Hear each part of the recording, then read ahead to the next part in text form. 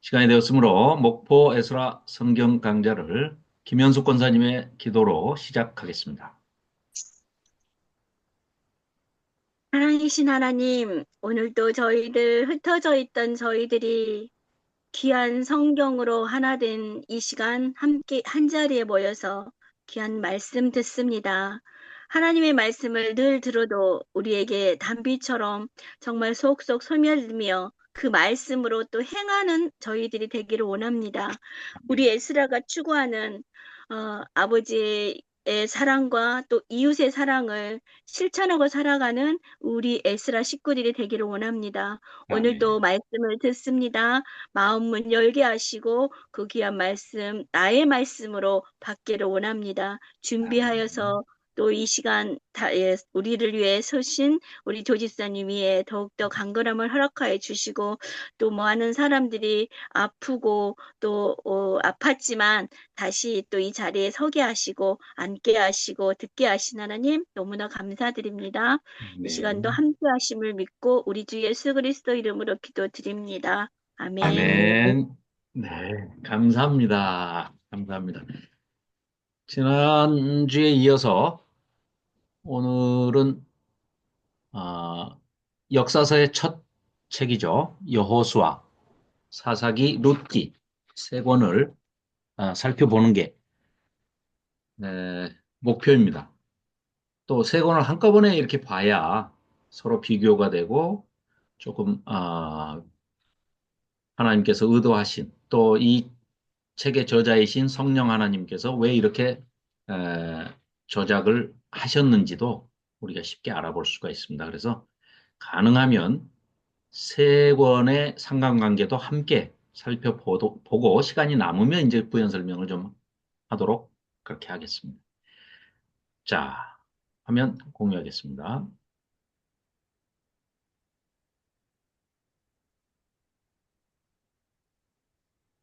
자, 지금 지리와 역사로 함께 보면 자, 배경은 가나안 땅입니다. 모세오경이 가나안에서 창세기 마지막에 보면 창세기에서 제일 중요한 것은 12장 1절, 2절, 3절 아브라함 언약입니다. 그 언약에 기초해서 이루어지는 역사 이야기, 이스라엘의 역사 이야기가 모세오경이죠. 그러니까 모세오경이라 하면 천지를 창조하시고 집단적으로 타락을 했어요. 물론 처음에는 아담과 하와의 타락으로 죄가 들어왔지만 그 죄의 결과로 하나님께서 노아 홍수로 심판을 하시죠. 그리고 난 다음에 그 중에서 한 백성을 택해서 그 한 사람을 택하시는데 그 사람이 바로 믿음의 조상이고 복의 근원이고 복의 통로가 되는 만복의 근원이 되는 하나님의 사람으로 아브라함이 선택을 받습니다. 그 아브라함과 창세기 12장에서 언약을 맺으시고 그 언약을 신실하신 하나님께서 성취해 가시는 이야기 그리고 그 대상인 아브라함의 후손들, 이스라엘 백성들, 이스라엘 민족, 이 민족과의 에, 이야기가 이스라엘 역사 이야기가 또 모세 오경이고 자, 이 모세 오경의 역사 이야기인데 왜 그러면 율법책이라고 하느냐? 가장 중심이 되는 것이 시내산에서 모세를 불러서 이스라엘 백성을 대표해서 모세에게 너희들이 내가 약속한 땅, 아브라함에게 너희 조상 아브라함에게 약속한 그 땅, 가나안 땅에 들어가서 이 율법대로 지키고 행하고 살아라. 라는 율법을 주신 것이 레위기가 되니까 그 레위기를 율법을 받아가지고 그 율법대로 광야에서 훈련을 하는 과정이 민수기 그리고 그 민수기가 끝나는 지점에서 모압 평지까지 와서 자 바로 요단 동편에 건너와서 지금 이제 동쪽으로 해서 성소, 전체가 다 가나안 땅이 성전이고 성소인데 거기에 진입을 할 때 동쪽에서 요단강을 요단 동편에서 건너서 들어갑니다.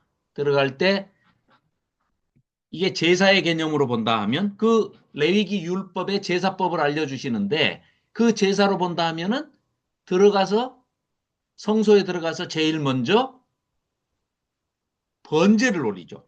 속죄를 하기 위해서. 그래서 첫 번째 여리고성을 번제로 올리는 하나님께. 그러니까 이따가 살펴보겠지만 여호수아서 전체를 살펴보면 이 여호수아서 전체의 구조가요. 성소, 성막, 성전 하나님께서 어떻게 지어라 하는 그 구조와 똑같이 그 내러티브가 이야기의 구조가 형성이 되어 있습니다. 깜짝 놀랐습니다. 이게 시내산에서 율법을 받는 또 성막을 만들어서 이렇게 진행을 하는 이 모든 과정도 성소의 그 성막의 구조하고 똑같은 그런 형태로 이렇게 돼 있는 것은 알았지만 여호수아서도 그렇게 돼 있다는 것을 보고는 깜짝 놀랐습니다. 그래서 아무튼 이게 준비하면서 제일 먼저 제가 대표로 은혜를 먼저 받고 여러분들께 나눠드리는데 잘 나눠드려야 될 텐데 자, 이건 궁금한 거는 늘 물어보셔도 됩니다. 우리끼리 뭐 공부하는 게 예, 가장 장점인 이유가 궁금하면 물어보고 바로 대답을 구할 수 있기 때문에 또 제가 대답을 못 드리는 경우에는 여쭤보아서라도 노 목사님한테 뭐 여쭤봐서라도 반드시 알아내서 여러분들께 답을 드릴 수 있으니까 서로 이제 질문하시고 답하시고 자 그렇게 해서 지금 신명기는 모세가 죽기 전에 모압 평지에서 광야 1세대들이 다 죽었기 때문에 광야 2세대들 이제 새로 태어났거나 광야에서 40년 동안 양육된 그 2세대들을 향해서 이미 이제 이 사람들은 시내산에서 율법 받은 그 레위기를 받은 이걸 다 잊어버렸거나 처음 들었거나 이런 사람들이죠. 그리고 안타깝게도 그들의 윗세대, 아버지, 할아버지, 할머니, 어머니 세대는 다 죽었단 말이에요. 이 사람들은 2세대예요. 신세대입니다. 완전히 신세대예요.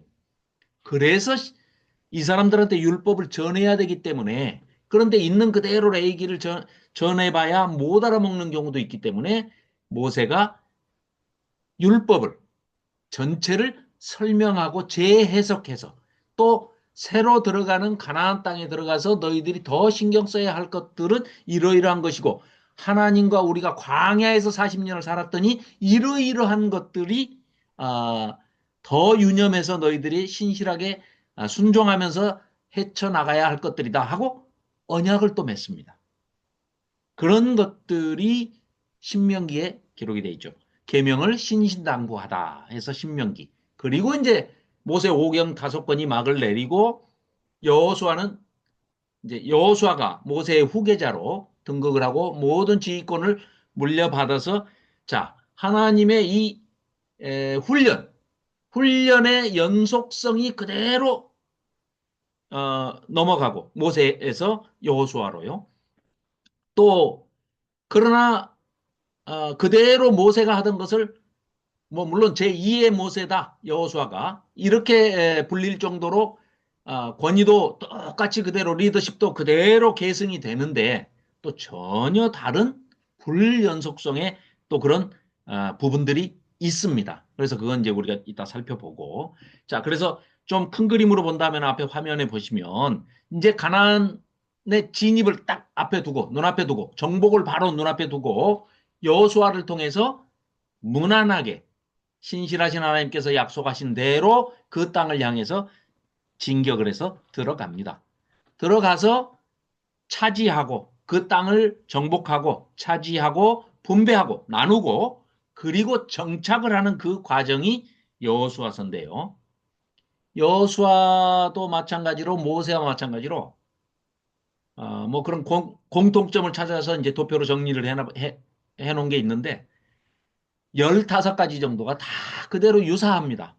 그대로 인정을 해줘요. 그런데 문제는 왜 그러면은 모세가 그대로 40년 동안 고생을 했으니까 가나안 땅에 같이 들어가면 되는데 모세는 못 들어가고 여호수아와 갈렙만 그렇게 들어갔느냐 하는 것도 이제 이따 살펴보겠습니다. 그런데 이 여호수아가 이 땅에 들어가면서 죽으면서 또 꼭 모세처럼 유언을 남깁니다. 남기는데 모세하고 똑같아요. 무슨 얘기냐? 모세도 우리 신명기 뒷부분에 보면 그런 거 나오지 않습니까? 너희들이 내가 살아있는데도 너희들이 눈으로 하나님을 봐놓고도 지키지 않고 불순종하는데 너희들이 이 약속의 땅이라 하지만 가나안 땅에 들어가면은 더 험한 광야에는 그런 게 없었는데 이제 이 가나안 땅에는 들어가면 좋은 땅에는 힘센 사람이 먼저 차지해서 살고 있는 사람이 힘이 더 셀 거 아닙니까? 그죠?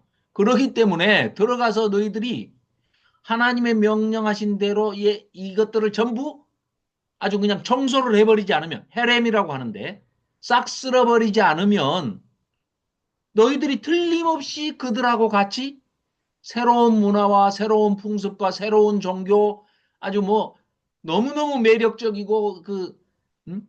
세상 것들이 너무나 많기 때문에 하나님이 지금 레이기라는 또 모세가 재해석한 신명기라는 이 율법을 지키면서 살으라고 그러면 안 들을 것이다. 내가 살아있어도 너희들 내 면전에서도 내 눈앞에서도 안 듣는데 가나안 땅에 들어가고 나 죽고 난 다음에 너희들이 들을까? 심히 걱정을 하죠. 모세가. 여호수아도 마찬가지입니다. 똑같은 얘기를 합니다. 엄청나게 근심 걱정을 하고 이제 죽습니다. 그러고 난 다음에 땅을 12지파한테 다 골고루 레이지파만 빼고 이제 다 나눠줘 버리고 나니까 하나로 모세 때는 하나로 뭉쳐서 또 여호수아를 통해서 가나안에 들어가서 땅을 다 분배받을 때까지만 해도 하나로 뭉쳐가지고 구심점이 있게 살았는데 뿔뿔이 흩어져 버리는 12지파로 이렇게 나눠버리니까 지파 분배가 되고 지파별로 이제 땅이 다 분배돼 버렸죠. 그래도 그나마 가나안 땅이 뭐 그렇게 어, 크지는 않지만 그래도 이 높낮이가 너무 심한 고저차가 있는 그런 땅인데 거기서 아주 또 차이가 많이 납니다. 좋은 땅도 있고 좋지 않은 땅도 있고 물론 이거는 하나님의 방식으로 제비 뽑아서 땅을 분배를 하는데 적응을 못하고 쫓겨나는 지파도 생기고 뭐 이러다 보니까 자기 지파 지키는 게 우선이다 해가지고 지파 이기주의에 전부 빠져버리게 됩니다. 그래서 자 여호수아도 죽고 없습니다. 이제 구심점도 없어요. 12지파가 뿔뿔이 흩어졌습니다. 그러다 보니까 사사기에는 지도자가 없기 때문에 여호수아가 또 모세처럼 모세는 자기를 여호수아를 후계자로 세워놓고 죽었는데 여호수아는 후계자를 세우지 않았는지 못했는지 모르지만 아무튼 아, 후계자가 없습니다. 그런 상태에서 그냥 죽었어요. 그러다 보니까 사사, 뭐 판관이라고도 하는 사사들이 이제 등장을 하게 되는 사사 시대가 열리게 되는데요. 한마디로 종교 암흑기입니다. 그러니까 무슨 얘기냐? 여호수아서는 신명기에서 모세가 일일이 풀어서 설명을 하고 신신당부했던 그 말씀에 철저히 순종해서 가나안 땅에 들어가서 그 가나안 땅을 정복하고 분배하는 데 성공했다라는 좋은 뉴스, 승전 보고서, 굿 뉴스를 전하는 책이 여호수아서다라고 한다면 사사기는 신명기에서 모세가 설명해 준 하나님의 율법을 설명해 준 그 말씀대로 철저히 순종하지 못하고 불순종하고 그 땅에 살고 있는 가나안 족속들을 다 몰아내지도 않고 그들과 섞여서 살면서 불순종하고 바알 종교를 섬기게 되고 그들이 섬기는 바알 종교는 굉장히 음란해 가지고 아주 그냥 다 얽히고 설켜서 남녀 구분도 없이 그냥 혼합해서 그냥 그 온갖 음란한 행위를 다 하면서 섹스를 막 하는 그런 음란 종교입니다. 그러니까 뭐 거기에 그냥 너무 매력적이라 그냥 싹 다 빠져버립니다. 이스라엘 백성이. 그렇게 해서 그 몰아내지 못한 가나안 족속, 동거하면서 동화되고 결국은 타락하는 배드 뉴스, 타락 보고서가 바로 사사기가 됩니다. 그래서 그 종교 암흑기고 이스라엘의 역사 중에 가장 어두웠던 시절이 사사기라고 할 수 있는데 그 사사기 시대, 사사 시대에 똑같은 시대지만 전혀 다른 동네의 이야기처럼 룻기가 아주 희미한 빛을 그 암흑기의 한 줄기 빛을 비추고 하나님께서 또 이 암흑기 사사기를 노아 때처럼 쓸어버리지 아니하시고 또 아니면 광야 40년처럼 광야 출애굽 1세대들을 다 죽이시는 것처럼 그렇게 벌하지 않으시고 그래도 사사기 시대를 유지해 가시는 이유가 바로 이 룻기를 읽어보면 아하, 이 룻기가 있기 때문에 이 룻 같은 나오미 같은 그런 사람들이 있기 때문에 그 후손에서 다윗이 나오고 그 후손에서 메시아가 예수 그리스도가 오신다 하는 것을 우리에게 암시적으로 이렇게 보여주는 그런 책이라고 할 수 있겠습니다. 자, 여호수아서 타이틀은 약속의 땅을 정복하라. 차지하는 겁니다. 사실은 뭐 이들이 잘 아시다시피 전쟁을 뭐 무기를 가지고 가서 막 군대를 형성해 가지고 들어가서 뭐 거창하게 막 전쟁을 해 가지고 그들하고 전쟁에서 뭐 그 땅을 막 정복하는 게 전혀 아닙니다. 이 어느 세계사를 읽어봐도 세계사 어디에도 어느 전쟁사를 읽어봐도 이 사람들이 이스라엘 백성들이 가나안 땅에 들어가면서 첫 번째 전투, 즉 여리고 전투처럼 여리고성을 차지하는 전투처럼 한 전쟁은 어디에도 없습니다. 그리고 그건 상식 밖이죠. 요즘은 뭐 너무나 상식 밖의 일들이 우리나라에서도 일어나고 있고 헌법을 어, 지키자고 말을 하면서 헌법을 파괴하는 게 지키는 것이다라는 궤변을 늘어놓고 있는 이상한 돼지도 있는 멧돼지도 있는데 어, 아무튼 비상식적인 전투 이야기가 바로 가나안 땅에 들어가서 첫 번째 전투 이야기죠. 우리가 너무나 잘 아는 여리고성 이야기입니다. 자, 그래서 자, 약속의 땅을 정복하라라는 슬로건이고 자, 광야 양육 세대에게 2세대를 얘기합니다. 출애굽 2세대. 신실하신 하나님께서 약속하신 대로 여호수아의 전쟁을 통해서 전쟁도 아니죠. 전투는 크게 에, 네, 네 번의 전쟁이 소개가 됩니다. 읽어보면. 뭐 자질구레한 전쟁은 31번이나 있었다고 해요. 그러나 큰 전쟁은 자, 첫 번째 여리고 전쟁. 전쟁도 아니죠. 가서 그냥 조용히 한 바퀴씩 돌다가 6번. 일곱 번째 날에 일곱 바퀴를 돌고 일곱 제사장들이 어, 7개의 양각 나팔을 부으니까 그냥 순식간에 그 초롱성 같은 여리고성이 무너져 내렸다는 얘기 아닙니까? 이거 완전히 뭐 만화 같은 얘기고 동화 뭐 신화 같은 얘기인데 그게 하나님의 방식이에요. 그럼 그 바꿔 얘기하면 뭡니까? 전쟁 너희들이 가서 몸으로 칼 들고 가서 하는 전쟁이 아니다. 마차 끌고 가서 하는 전쟁이 아니고 내 말에 하나님의 말씀에 순종만 하면 되는 전쟁이다. 시키는 대로만 하면 그냥 되는 이겨놓은 전쟁이다. 그러니까 순종을 교육시키는 그런 얘기입니다. 그러니까 이건 여수학이고 사사기고 이 역사서가 시작이 되는 이 첫 번째, 두 번째 책의 내용은 하나님의 말씀에 순종하느냐, 불순종하느냐 이 얘기입니다. 이게 전체의 얘기예요. 그러니까 여호수아서는 주제는 이겁니다. 첫째, 약속의 땅을 정복하는데 하나님이 그렇게 해주시겠다고 약속하신 거예요. 이미. 그러니까 순종만 하면 끝나는 얘기입니다. 그래서 이 얘기는 여호수아서는 첫째, 약속의 땅을 정복하는 이야기. 두 번째, 율법 책에 있는 말씀을 다 순종하고 지켜 행하냐 안 하냐. 요 문제입니다. 요 문제를 얘기하는 거예요. 두 가지입니다. 이 두 가지. 오히려 그냥 더 줄여가지고 한 가지로만 얘기해라 그런다면은 신명기의 율법, 그러니까 신명기에서 말하는 율법을 지켜 행했냐, 지켜 행하지 않았느냐. 그 기록이 바로 여호수아서입니다. 자, 그래서 어떤 일들이 이제 일어나는지 한번 살펴보시죠.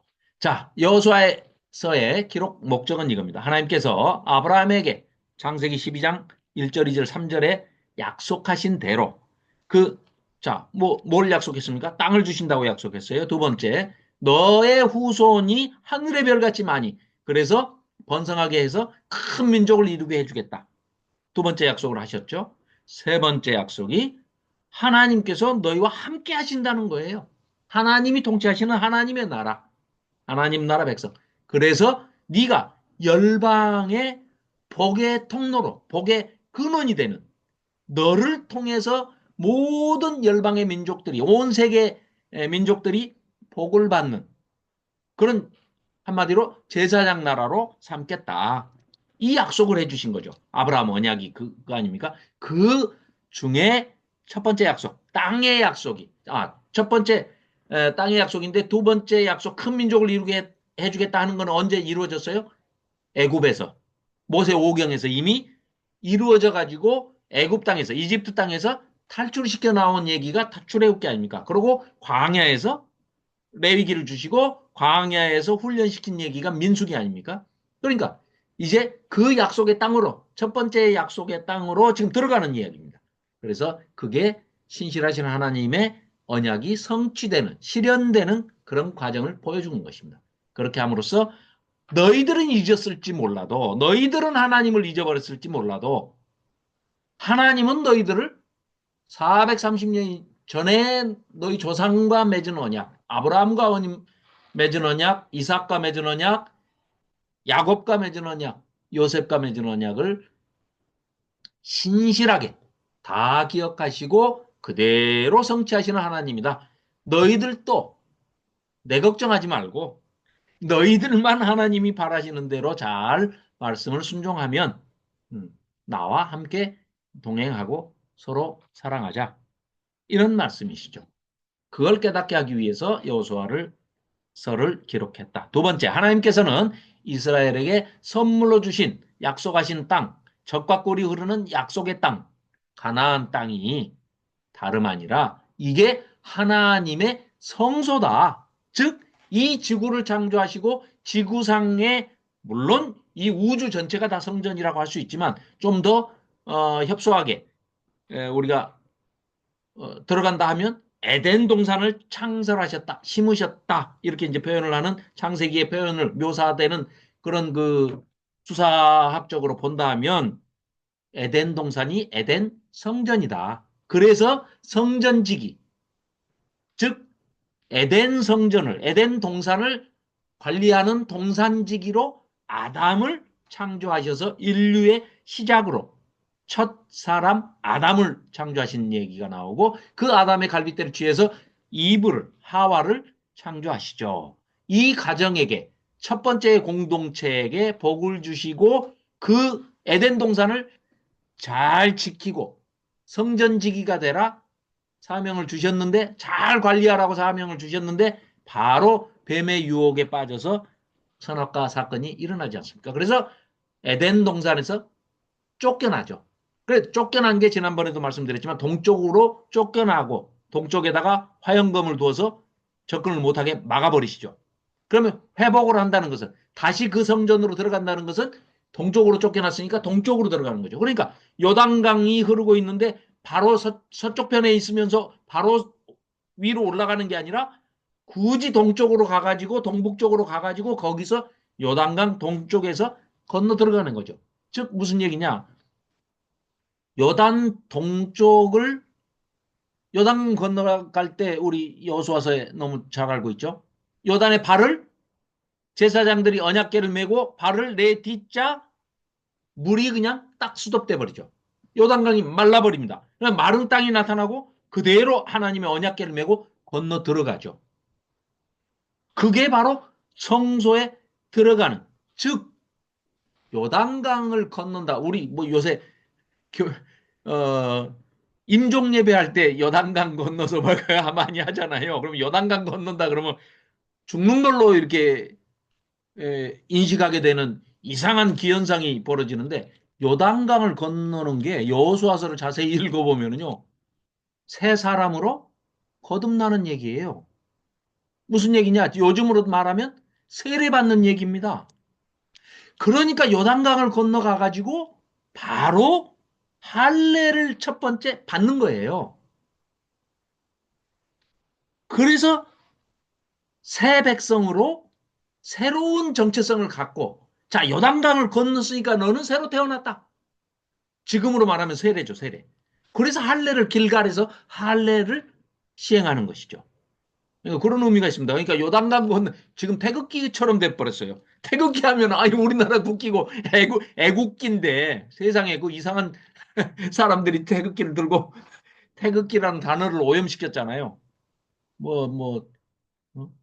헌법도 오염시키고 뭐 공정과 상식이라는 단어도 너무 좋은 말이고 정말 아주 그냥 꼭 필요한 정의로운 단어인데 공정과 상식을 전혀 공정과 상식이 없는 작자가 그걸 들고 나와가지고 그냥 계엄을 하는 바람에 공정과 상식이 태극기처럼 오염돼 버렸는데 요단강 건너는 것도 말의 어휘가 좀 그렇게 됐어요. 근데 요단강 건너는 거는 뭐예요? 새로 태어난 겁니다.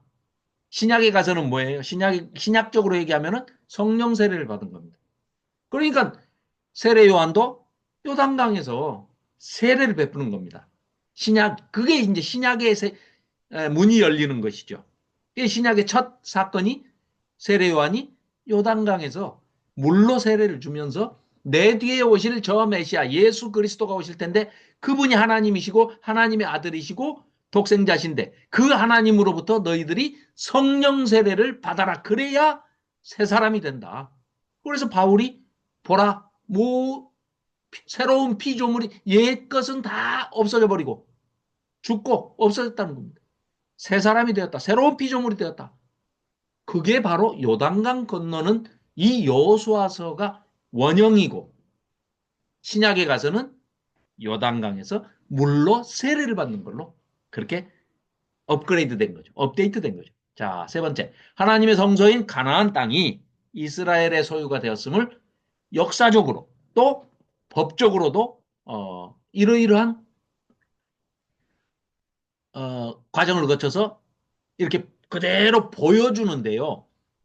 자, 하나님께서 아무리 자기 백성이라고 이스라엘 백성들은 내 새끼들이니까 내 새끼가 더 중요하니까 우상 숭배에 빠져 있는 놈들 저 가나안 땅 놈들 다 그냥 죽여버리고 싹 쓸어버리고 내 백성들 거기다 심어야지.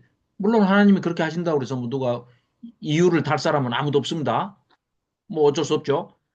그렇지만 그런 우리가 아는 바로는 그런 하나님이 아니시잖아요.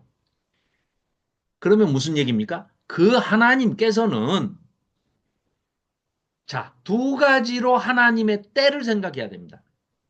처음에 아브라함과 약속을 할 때 그 땅을 주실 수 있었죠. 아까 우리 방금 말한 그런 논리라면은 내 백성이니까 너희들 나가 하고 하나님이 자기 백성을 거기다가 딱 그대로 심으셔도 돼요. 그렇지만 그렇게 안 하신 이유는 지금에 와서 오경을 지나고 난 다음에 우리가 이제 여기 와서 살펴보니까 아하 가나안 땅을 아브라함 때 안 주고 430년 전에 야곱의 70명의 식구들이 애굽으로 들어가서 총리의 가족으로 거기서 들어가서 430년을 지내는 동안에 이 가나안 땅이 너무너무 악한 바알 종교에 빠져가지고 자녀들을 불살라 제물로 바치는 그런 악한 짓들만 하면서 음란하고 악한 그런 인신제사나 음란제사나 이런 섹스 종교 이런 걸로 완전히 타락해가지고 목에 꽉 찬 겁니다. 430년 동안.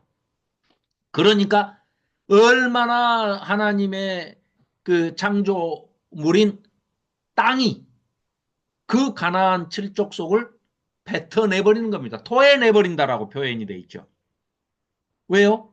그 땅을 더럽혔기 때문에. 너무나 악한 일로, 더러운 일로, 음란한 일로 그 땅을 오염시켰기 때문에 땅이 도저히 참을 수가 없어서 땅이 그 백성을 밀어내고 토해버린다. 이렇게 표현이 되어 있는데, 그랬기 때문에 노아의 홍수 때처럼 죄악이 관영해서 그냥 목까지 꽉 차서 가나안 땅을 더럽혔기 때문에 이 우상 숭배에 빠진 바알 종교, 이 신봉자들을 그대로 다 제거해 버리고 없애 버리고, 그리고 자기 백성, 하나님의 언약 백성을, 이스라엘 백성을 그 땅에 심는다. 이런 관점에서 이걸 해석을 하셔야 옳은 해석이 되지, 아까처럼 사랑의 하나님이, 긍휼의 하나님이, 어? 헤세드의 하나님이 자기 백성들 거기 하려고 죄도 없는 가나안 백성들을 어? 다 죽이시고 막 몰아내고 몰아내라고 이렇게 하시는 건 잔인한 얘기가 아닌가? 이거는 한쪽 시각만 보기 때문에 그런 오해를 할 수가 있는 겁니다. 그러나 방금 말씀드린 대로 그 하나님의 때에 맞춰서 시행하시기 위해서 가나안 땅은 430년 동안 기다려 주신 거고, 또 이 백성은, 자기 백성, 언약 백성은, 이스라엘 백성은 애굽에 들어가서 그 애굽이라는 인큐베이터에 들어가서 통통하게 살이 쪄서 양육이 돼서 70명이 들어가 가지고 430년 후에 250만에서 300만이 되는 그런 커다란 민족이 돼서 출애굽을 하게 된 거죠. 그 시간이 하나님의 때라는 거죠. 카이로스의 시간이었다는 거죠. 자, 그래서 그거를 증명하신 겁니다. 자, 네 번째, 이스라엘이 가나안 땅에서 지속적으로 언약적인 복을 받아 누림으로써 아주 번영을 구가하기 위해서는 하나님의 법도를 따라서 하나님의 말씀에 순종하면서 레위기대로, 신명기대로, 신명기적인 그 율법을 잘 지키고 순종하며 살아야 한다는 것을 하나님께서는 보여주시는 겁니다. 말대로 광야에서 대표적인 게 뭡니까? 만나 이야기 아닙니까? 무리와 반석에서 물이 나오는 얘기. 이런 것들이 순종하면 하나님께서 모든 필요를 채워주신다. 먹고 마시고 빨래하는 것까지도 너희들 걱정하지 말아라. 라고 얘기를 하시는 건데, 그대로 순종하느냐 순종하지 않느냐, 딱 이 두 가지만 보는 것이죠. 그걸 이 사명을 담지자로서 어떤 그 사명을 잘 담당해가지고 유지해야 하는데도 불구하고 이들은 아직도 신앙이 어리고 연약합니다. 그래서 하나님의 말씀을 곧이곧대로 믿지도 않고 불신앙, 그 말씀대로 순종하지도 않고 불순종, 그리고 쉽게 그 가나안의 바알 종교에 훅 미혹됨에 빠져가지고 바로 그냥 우상 숭배에 빠져버립니다. 그 어두운 이야기가 바로 사사기다. 그러니까 여호수아는 이런 과정을 거쳐서 이제 이 땅을 들어가는데요. 여기 단어들을 유심히 보면은요, 이렇습니다. 자, 1장부터 이제 5장까지가 가나안 땅에 이제 들어가는, 입성하는 장면이고, 5장부터 12장까지가 이제 가나안 땅을 정복하는 이야기인데요. 이제 하나님의 전쟁이죠. 야훼의 전쟁이다. 전쟁은 하나님께 속한 것이다. 왜냐? 이스라엘 백성들이 뭐 칼 가지고 가서 싸울 필요가 없는 거예요. 그냥 하나님께서 알아서 하시는 전쟁입니다. 왜요? 가나안을 지배하고 있는 그 우상들, 잡신들, 그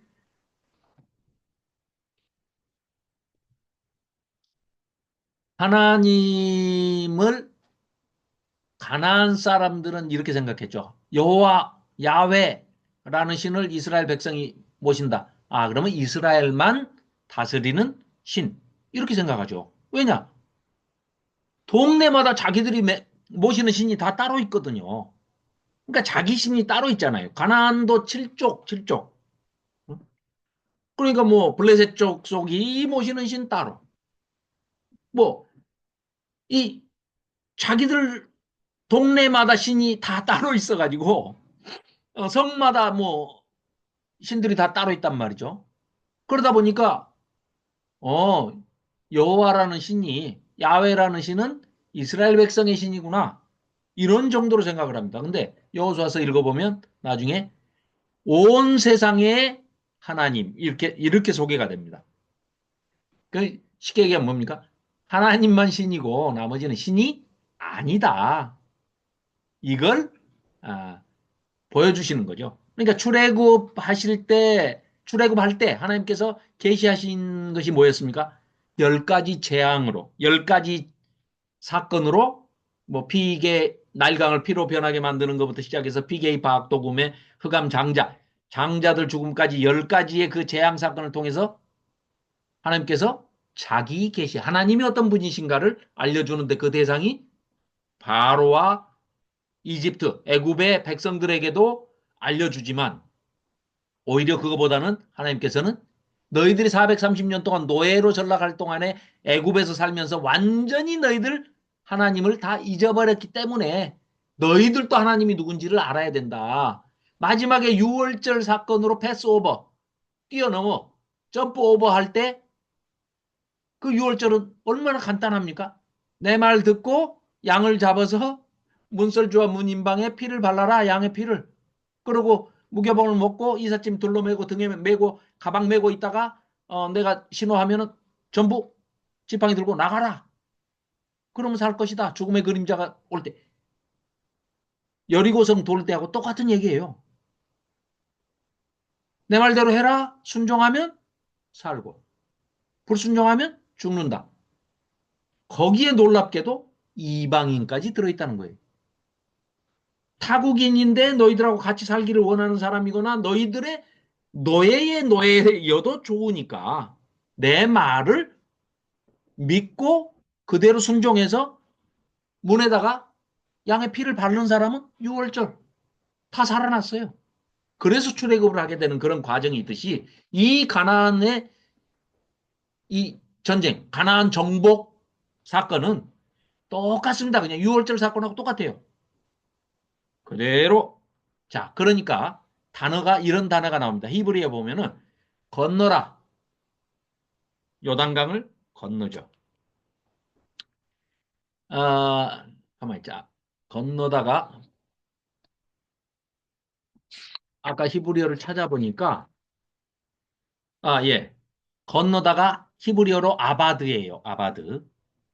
그런데 여기 뒤에 이제 맨 마지막에 보면 땅을 다 차지하고 난 다음에 여호수아가 섬기라 하나님을 섬기라라고 얘기를 합니다. 그때 섬기다가 아바르예요. 아바르. 건너다는 아바드. 섬겨라 이 말은 아바르. 발음이 거의 비슷하죠. 아바드, 아바르. 건너라, 섬겨라. 그러니까 여호수아서는 한마디로 얘기하면 뭐예요? 요단강을 건너라, 요단강을 아바드 해서 네가 가나안 땅에 들어가면 하나님을 아바르 해라. 그러니까 요단강을 건너서 뭐하러 거기 가나안 땅에 들어간다고요? 하나님 섬기러. 이게 여호수아서의 주제입니다. 약속의 땅이니까 신실하신 하나님께서는 너에게 약속한 너희 조상에게 약속한 그 언약은 내가 다 성취하는 신실하신 하나님이다. 그러니까 너희는 그 땅에 들어갈 것인데 들어가서 뭐 해라? 섬겨라. 그래서 의도적으로 일부러 이 단어를 쓰고 있습니다. 건너라. 아바드 해서 섬겨라. 하나님만을. 그래서 아바르 해라. 아바드 해서 아바르 해라. 예, 워드플레이죠. 언어 유희라고 할 수 있죠. 이런 이제 히브리어로는 그런 맥락입니다. 자, 그래서 문제는 또 우리가 이런 게 있어요. 우리 그 민수기에서도 이제 두 지파 반이 요단 동편 땅을 보고 너무 좋으니까 그걸 차지하겠다고 그 루벤 지파, 갓 지파, 므낫세 반 지파가 12지파 중에 두 지파 반이 요단 동편에 그냥 자기들 거기 살겠다고 때를 쓰잖아요. 그러니까는 그 어떻게 합니까? 할 수 없이 그럼 그렇게 해라. 허용을 해 주는 대신에 조건을 붙이죠. 그러더라도 전쟁을 할 때는 너희들도 다 참가해서 해라. 그 약속을 받아내고 이렇게 하는데 이게 어떻게 보면 이미 하나님 어디 주신다고 약속하셨죠? 가나안 땅 주신다고 약속하셨잖아요. 그런데 이 사람들은 지금 가나안 땅 건너가기도 전에 요단강을 건너기도 전에 요단 동편에서 이미 하나님의 언약을 불순종해 버린 겁니다. 잠재적으로 반란을 한 것이에요. 그러니까 사실은 이것을 허용해서는 안 되는 거죠. 자, 이 얘기를 왜 하느냐? 옛날에 열두 지파에서 한 명씩 해가지고 정탐꾼을 보내잖아요. 가데스 바네아에서. 그때 이 사람들이 그 아주 막 견고한 성과 그냥 막 거인처럼 보이는 그 장대한 안악 자손들을 보고 와가지고 아이고 10명이나 여호수아와 갈렙만 빼고는 10명이나 정탐꾼이 이구동성으로 아이고 무서워서 우리는 못 들어가겠어. 그 땅은 좋고 거기서 나는 열매는 크고 좋고 뭐 다 좋은데 무서워서 사람이 무서워서 못 들어가겠어 하고 가나안 땅 약속하신 땅을 포기하려고 했어요. 그런데 지금 이 두 집합 하는 뭐예요? 정반대로 이번에는 또 너무 좋은 땅이라 푸른 초장이 있고 짐승 라맥이 너무너무 좋고 어? 그 짐승 키우기 사육하기 너무 좋으니까 목축하기 너무 좋으니까 그 요단 동편에 있는 푸른 초장들이 쫙 있는 그 땅을 보고 매혹적이야. 너무 좋아. 우리 이 땅에 그냥 눌러 앉을래. 그러니까 하나님의 언약을 전혀 믿지 않았던 처음에 10명의 그 정탐꾼들은 두려움으로 하나님께 불순종하겠다고 덤빈 사람들이고 또 자기 동족들을 자기 지파들을 선동했던 사람들이죠.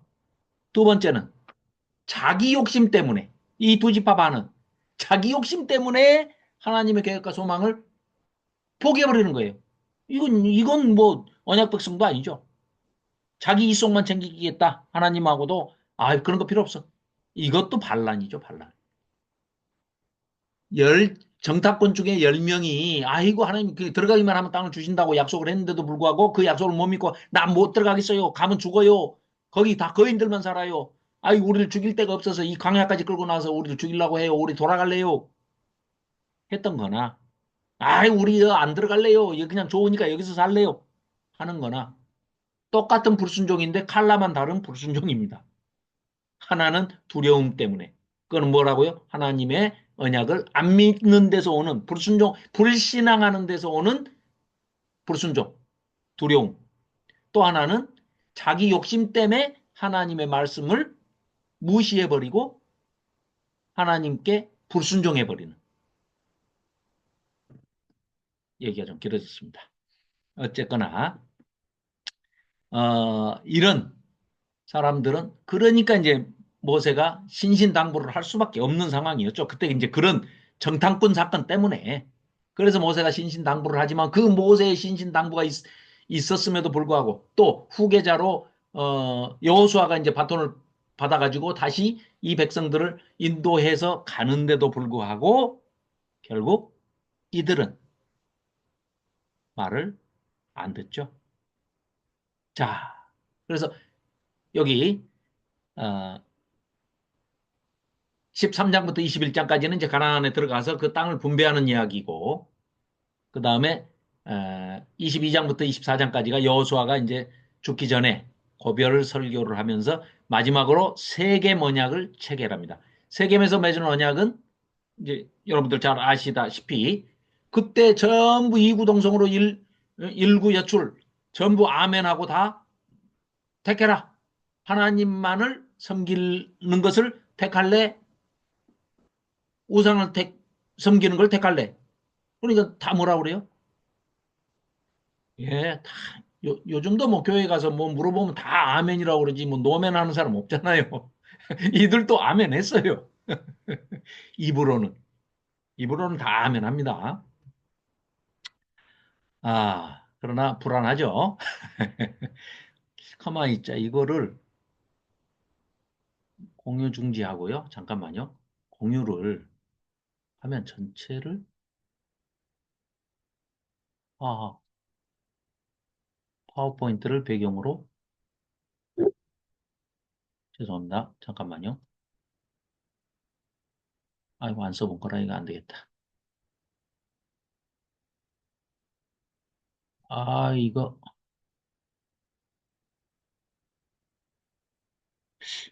어떻게 해야 되나? 안 되네요. 어, 이런.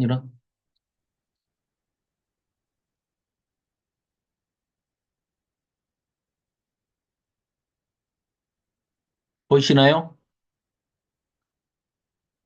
보이세요? 어.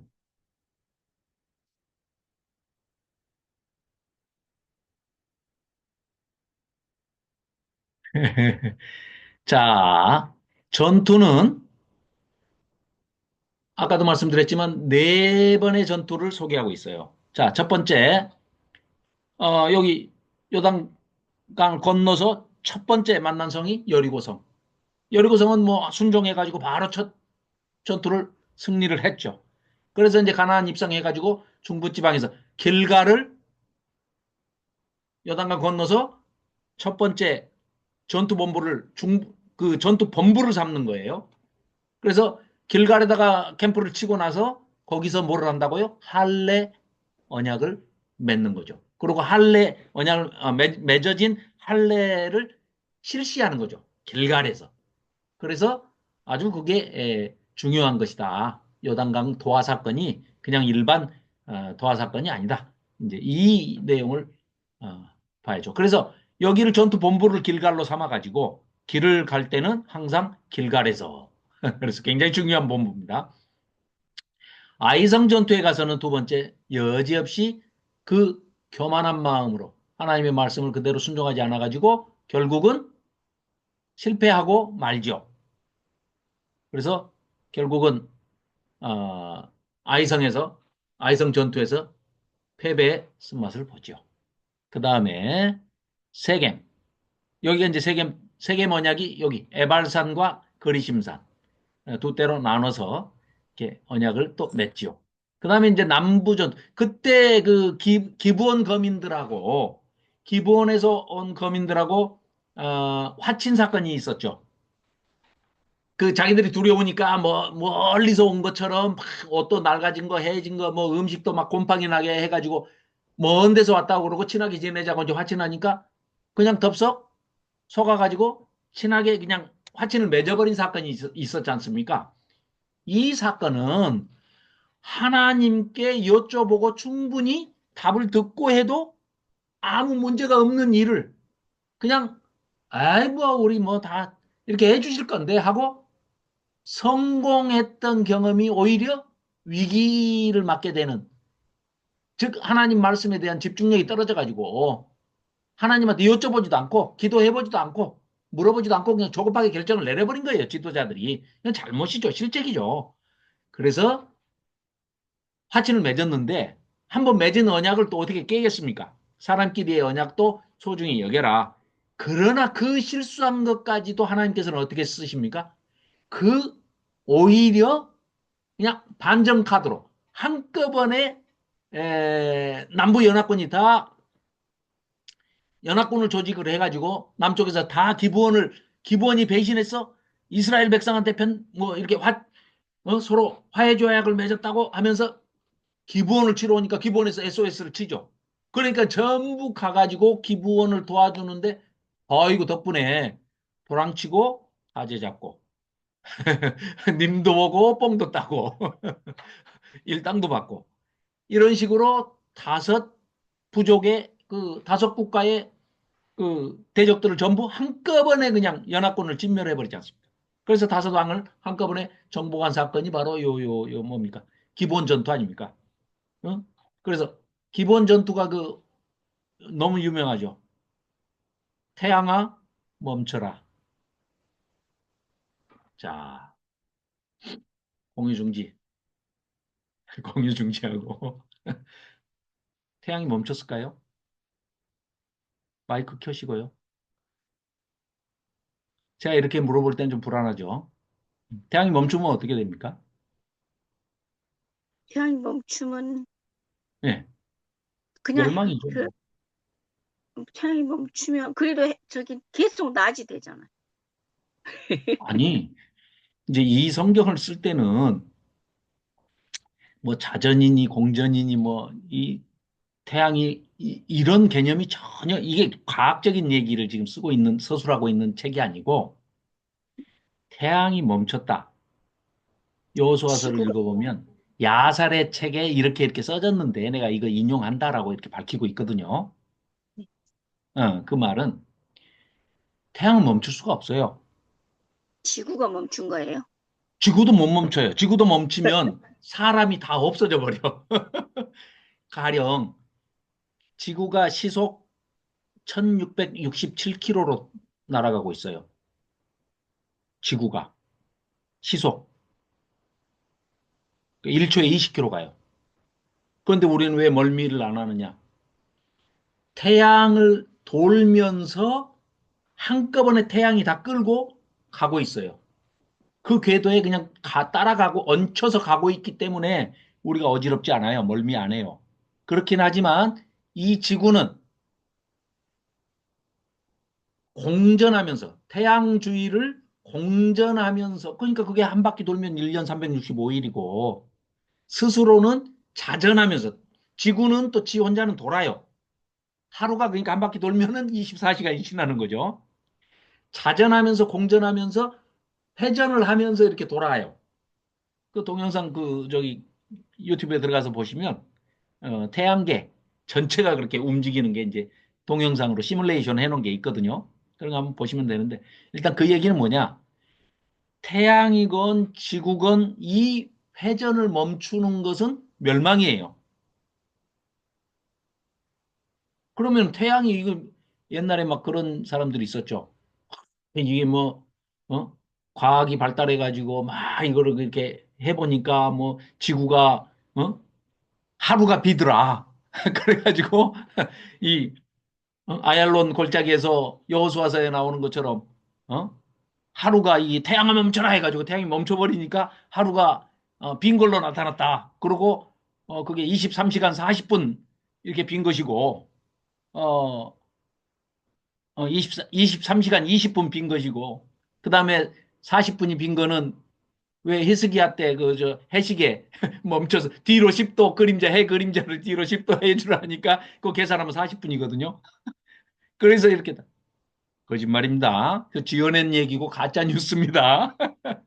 한동안 그 얘기 가지고 많은 교회 성도님들을 미혹했죠. 다 거짓말입니다. 이제 과학이 발달하다 보니 왜냐하면 그 말을 성립시키려면 그냥 짧게 할게요. 그거 뭐 길게 할 필요도 없고 이런 얘기예요. 그 시뮬레이션을 해보려면 언제 태양계가 만들어졌는지 정확한 연, 월, 일, 시가 나와야 돼요. 그래야 시뮬레이션이 되고 그 다음에 이 여호수아서의 기본 전투 아얄론 골짜기에서 태양을 멈춰라 할 때 그 시간이 정확하게 몇 년, 몇 월, 며칠, 몇 시였는지가 입력이 돼야 돼요. 두 가지가 입력이 돼야 됩니다. 그 둘 다 아무도 알 수가 없는 사실입니다. 그러니까 그 시뮬레이션 자체가 그거는 안 되는 거예요. 그런데 과학에 우리가 다 무지하니까 막 과학적인 용어를 쓰면서 무슨 과학계다 해가지고 막 나와가지고 막 얘기하면 그런가 보다 하고 그냥 그러려니 뭐 하면서 아유 뭐 이게 뭐 성경은 아무튼 1.1핵도 안 틀려 다 맞아 그냥 속아 넘어간단 말이죠. 자, 첫째, 태양과 지구, 즉 태양계의 운행은 하나님께서 창조하실 때부터 지금까지 순종하기 때문에 단 하루도 태양이 안 뜬 적이 없고 태양이 멈춘 적도 없고 달도 멈춘 적이 없고 지구도 회전을 멈춘 적이 없습니다. 그 질서가 패턴이 단 1분이라도 깨져버리면 폭망입니다. 전부가. 하나님의 패턴과 질서 부여하신 그 질서는 깨질 수가 없어요. 그러니까 여기 보면 야살의 책에서 인용을 했다라고 얘기를 하는데 쉽게 얘기하면 무슨 얘기냐?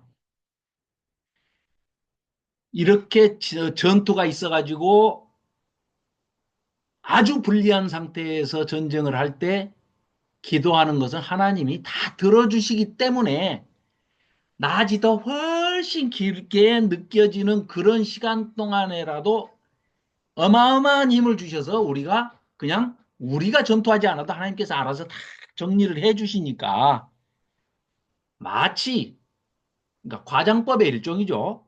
더 경각심을 일으켜주기 위해서 이런 걸로 생각을 해야지 그거를 실제로 태양이 멈췄다라고 주장하는 사람이 있으면 아까 그 두 가지 창조된 첫 시간을 입력해야 되고 두 번째 이 여호수아서에 기록되어 있는 이 아얄론 골짜기의 전투의 정확한 연, 월, 일, 시가 또 입력이 돼야만 하루 24시간이 빈지 안 빈지가 그 시뮬레이션을 해볼 수 있다. 그건 해볼 수가 없다. 단지 언제 몇 년 몇 월 며칠 어느 지역에 일식이 일어났다. 개기 일식이 일어났다. 월식이 일어났다. 이건 알 수 있죠. 왜? 그거는 시간을 알 수 있으니까. 그러니까 몇 년, 왜? 태양의 운행과 태양계의 운행의 그 궤도와 시간을 이제는 과학적으로 다 밝혀냈기 때문에 언제 일식이 있을지 다 알고 예고하지 않습니까? 텔레비에서 뭐 일식쇼 뭐 이런 것도 막 보여주고 그러지 않습니까? 네, 그렇습니다. 뭐 너무 뭐 길게 얘기할 필요는 없고 아, 그렇습니다. 네. 아, 뭐 나중에 이제 또 더 궁금하신 거는 말씀 뭐 물어보셔도 됩니다. 자, 이렇게 해서 남부 전투에서 그냥 한 빗자루로 다섯 왕을 쓸어버리고 다시 길갈로 돌아옵니다. 그래서 저 북쪽에서 또 북쪽 연합군이 그러니까 전투 네 번이죠. 자, 여리고성, 아이성, 남부 전투, 북부 전투. 남부 전투, 북부 전투는 이제 연합군들 결성을 해가지고 하는 거죠. 이때 북부 전투, 저 메론 물가, 하솔, 또 아주 거기서도 메론 물가에서 아주 전투를 거기서 이제 끝내는 거죠. 완전히 종전시키는 거죠. 그리고 땅 분배가 시작이 되는 것이죠. 자, 잠깐만요. 어,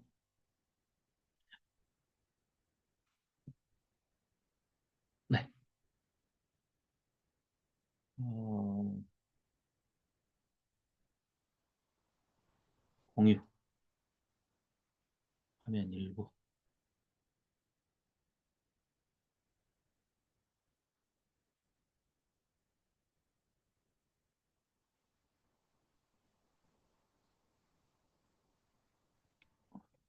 아이고, 아이고.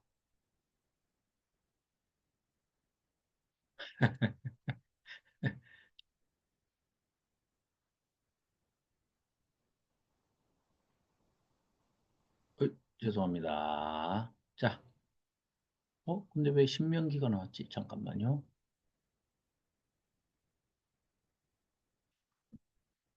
자,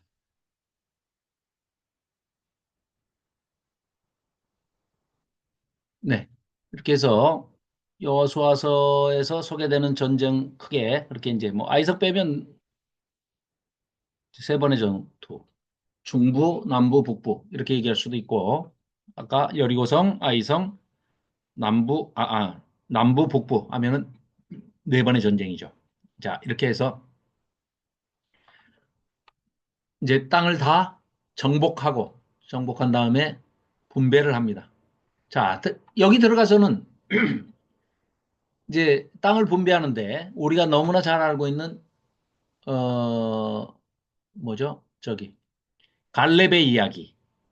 자, 갈렙의 이야기는 여호수아 이제 14장에 보면 한번 뭐 너무나 유명하니까 잘 아시겠죠? 14장 12절에 보면은 이산지를 내게 주소서 라는 이제 말로 유명한 그 갈렙이 그 달라고 요청한 그 산지가 사실은 민수기에서 그 정탐꾼들이 와서 보고 떨었던 그래서 가나안 전쟁 포기하겠다 하는 그 아낙 자손이 살고 있다는 그 땅이 뭡니까? 바로 헤브론 땅입니다. 헤브론 성입니다. 헤브론 성. 그때 85세에 먹은 그 갈렙이 어?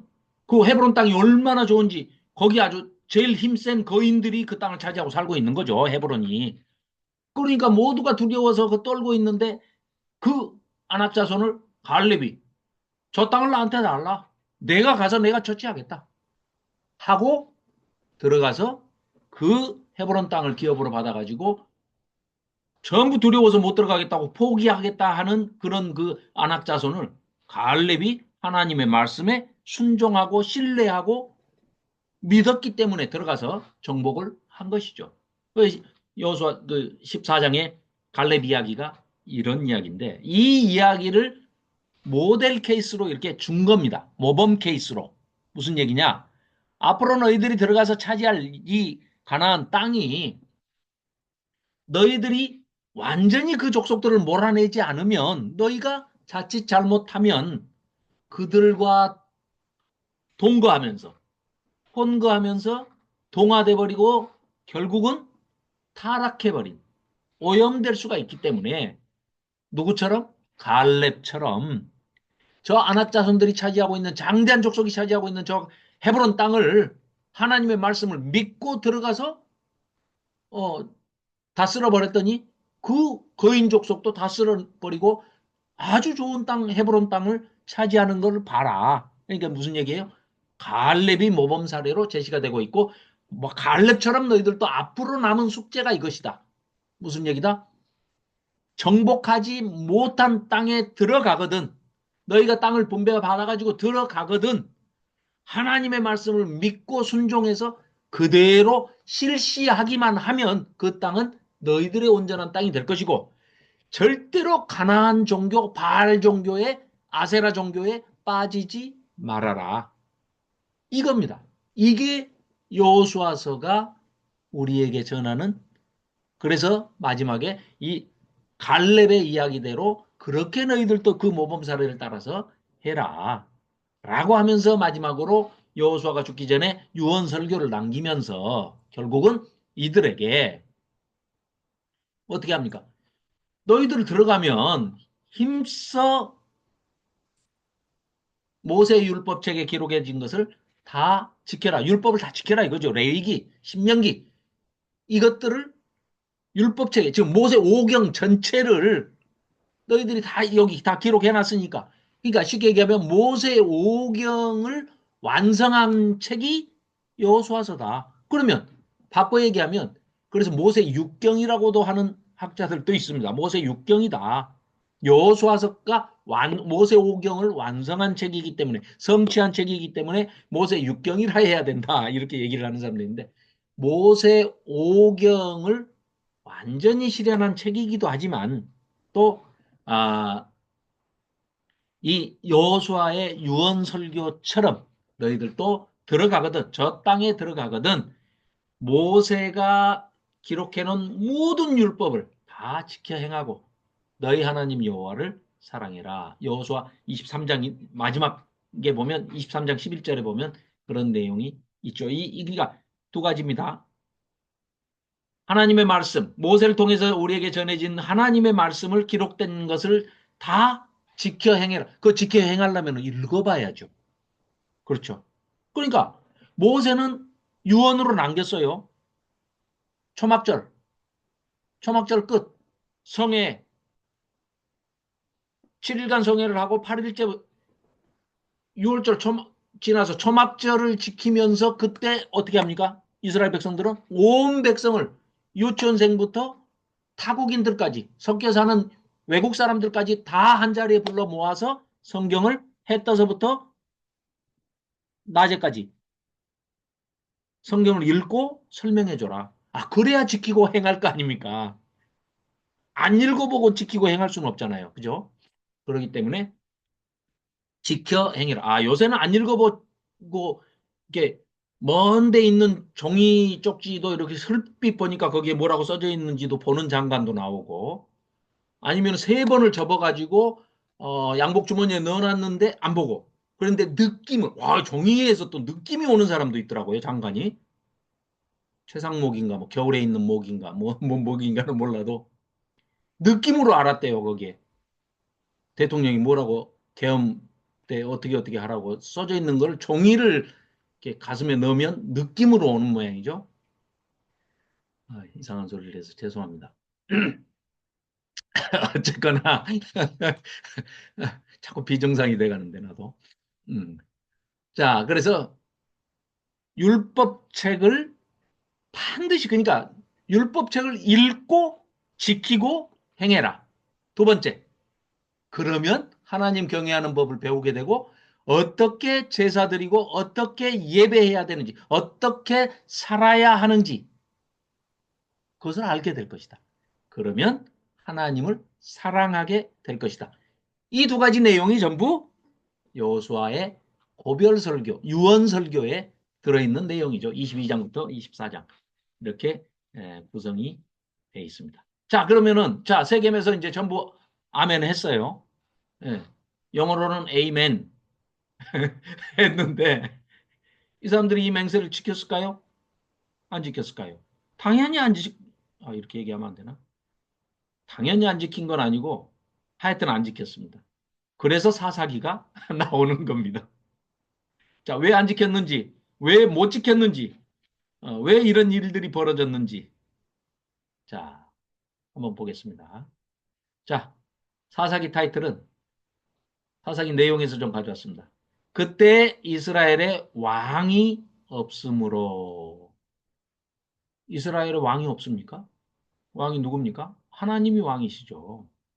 그런데 이들은 마음속으로 뭐라 그래요? 가나안 땅에 돌아보니까 뭐,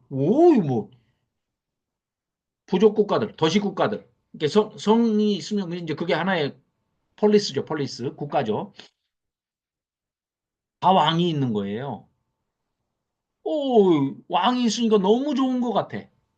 왕이 전쟁도 해주고. 자기들, 근데 자기들은 왕이 없대요. 자기들은 뭐예요? 하나님 전쟁 대신 해주니까 너희들은 가서 그냥 성을 돌기만 해라. 아니면 나팔 불고 들어가라. 뭐 이런 것만 하는데. 아까 나팔 빼먹었네. 어, 여리고성 돌 때 양각 나팔이라고 나와요. 그게 히브리어 원어로 요벨입니다. 요벨. 요벨을 그게 뭐 아무튼 여러 차례 요벨이라는 단어가 나오는데 전부 희년으로 번역이 되어 있습니다. 희년이에요, 희년. 희년이 뭡니까? 노예 해방 아닙니까? 노예 해방. 땅도 너무 가난하고 뭐 질병이 있거나 뭐 하여간 문제가 생겨가지고 땅도 남한테 저당 잡히거나 팔거나 잡혀먹거나 뭐 이랬던 사람들한테도 땅도 다시 되돌려주는 주빌리 희년 제도를 하나님께서 패자부활전 할 수 있도록 이렇게 돕는 차원에서 서로 의지하고 살아라 하고 희년 제도를 만들어 주셨지 않습니까? 그 희년이 요벨입니다. 요벨. 그러니까 나팔을 불었다 하는 거는 희년을 선포한 거예요. 첫 번째 성 여리고성에서 희년을 선포하는 양각 나팔을 7개를 7명의 제사장들이 부으니까 그 성이 무너져 버렸거든요. 그게 희년 선포의 그 단어가 요벨이라는 단어가 양각 나팔이라는 단어가 희년이라는 단어하고 똑같은 단어입니다. 그래서 희년을 선포했다.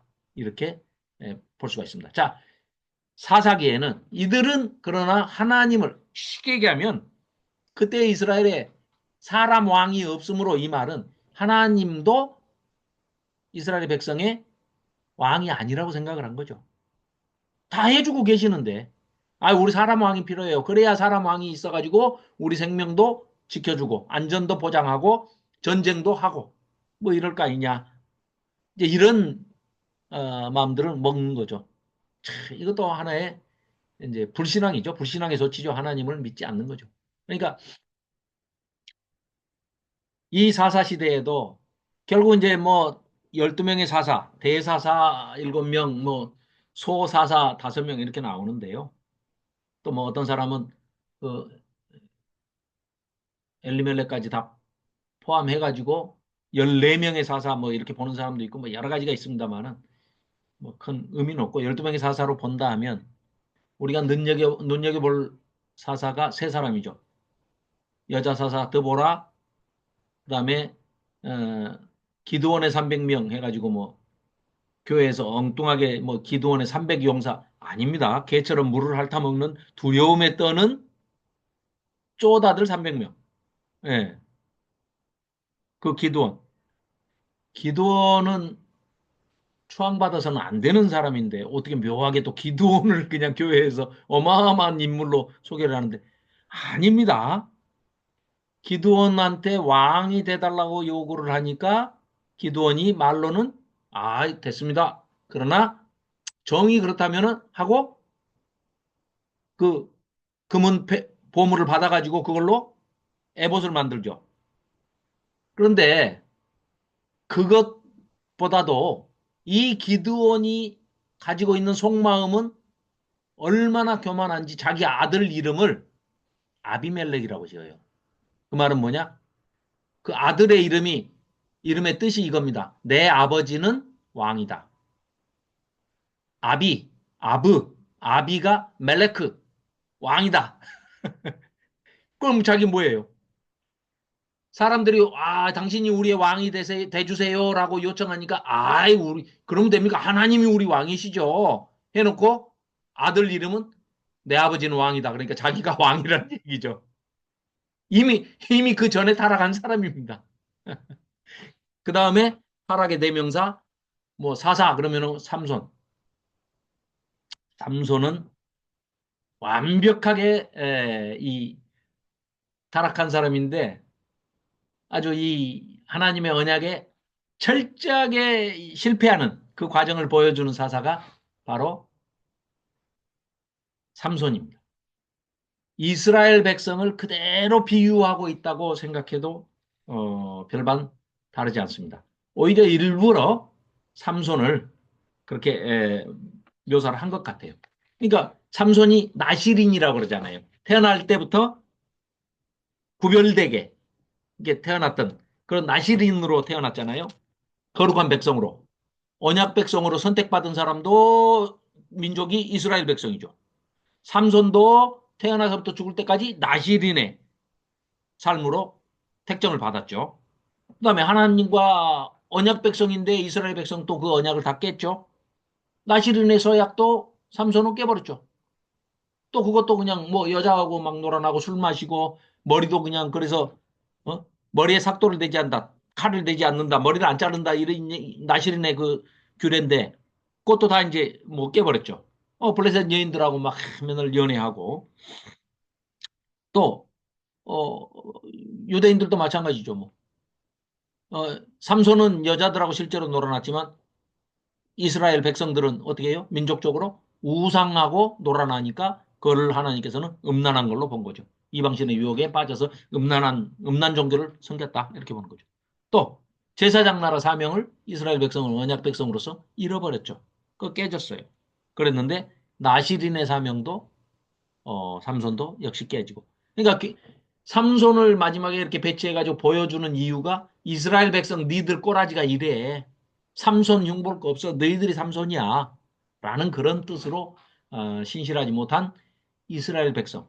언약을 다 깨버리는 언약 백성을 신실하신 하나님께서 언약을 잘 지켜주시는 하나님께서 일부러 삼손을 통해서 보여주신 것이다. 그러니까 이 사사기를 통해서 하나님은 끊임없이 지속적으로 또 혼자 상대가 약속을 깨든 지키지 않든 신실하지 않은 이 백성에 대해서 또 죄 지으면 용서하시고 또 구원해달라고 매달리면 또 구원해 주시고 또 반역하고 그러니까 구원해주면 살만하면 또 재타락하고 또 반역하고 타락하고 또 부르짖으면 돌봐주시고 또 건져주시고 또 사사를 보내시고 구원해 주시면 또 살만하면 타락하고 악의 악순환이 계속해서 이 재타락의 악순환이 정말 끈질기게 지속적으로 계속되는 백성이죠. 그럼에도 불구하고 하나님께서는 끝까지 지켜주십니다. 이 사사기의 기록 목적을 좀 더 구체적으로 들여다보겠습니다. 왜 그렇다면 이 언약 백성이 하나님께서 약속해 주신 그 적과 꿀이 흐르는 언약의 땅, 약속의 땅에 들어가서 안식을 누리지 못했는가? 왜 그랬는가? 한마디로 모세도 유언으로 남겼고 여호수아도 유언으로 남겼지만 안 들어요. 하나님의 약속을, 언약을 일방적으로 파기해버린 겁니다. 그리고 바로 눈을 돌린 게 뭐예요? 그 음란한 종교, 섹스 종교, 바알 종교, 아세라 종교에 빠져가지고 그냥 동화돼 버린 겁니다. 두 번째, 이스라엘의 반복되는 불신앙과 범죄에도 불구하고 하나님께서 택하신 백성들을 구원하시는 하나님의 그 언약적 신실함을 너희들은 이래도 하나님은 끝까지 약속을 지키신다. 여기에는 어떤 암시가 있고 어떤 소망의 메시지가 있습니까? 어떤 비전이 있습니까? 너희들이 아무리 타락을 해도 언젠가는 뉘우치고 깨우치고 회개하고 하나님께로 돌아오면 하나님은 신실하시기 때문에 그 신실함으로 말미암아 받아주실 것이다. 그 소망을 붙잡고 제발 회개하고 돌아오라. 지속적으로 끊임없이 엄청난 그 그들의 죄의 무게를 다 압도할 정도로 어마어마한 크신 은혜를 베푸심으로써 하나님께서 계속해서 참아주시고 용서하시고 인내하시고 또 사사를 보내서 구원하시고 다시 타락하고 또 울부짖으면 또 보내주고 계속해서 보내주시는데 끝까지 타락을 하는 이런 이 구원의 역사를 보여주시는 것이죠. 세 번째, 사사시대의 혼란과 분열에 대한 그런 모든 책임이 이들은, 이스라엘 백성들은 왕을 달라는데 왕을 안 줘서 이렇다. 다른 나라는 다 왕이 있는데 왜 우리는 인간 왕이 없냐?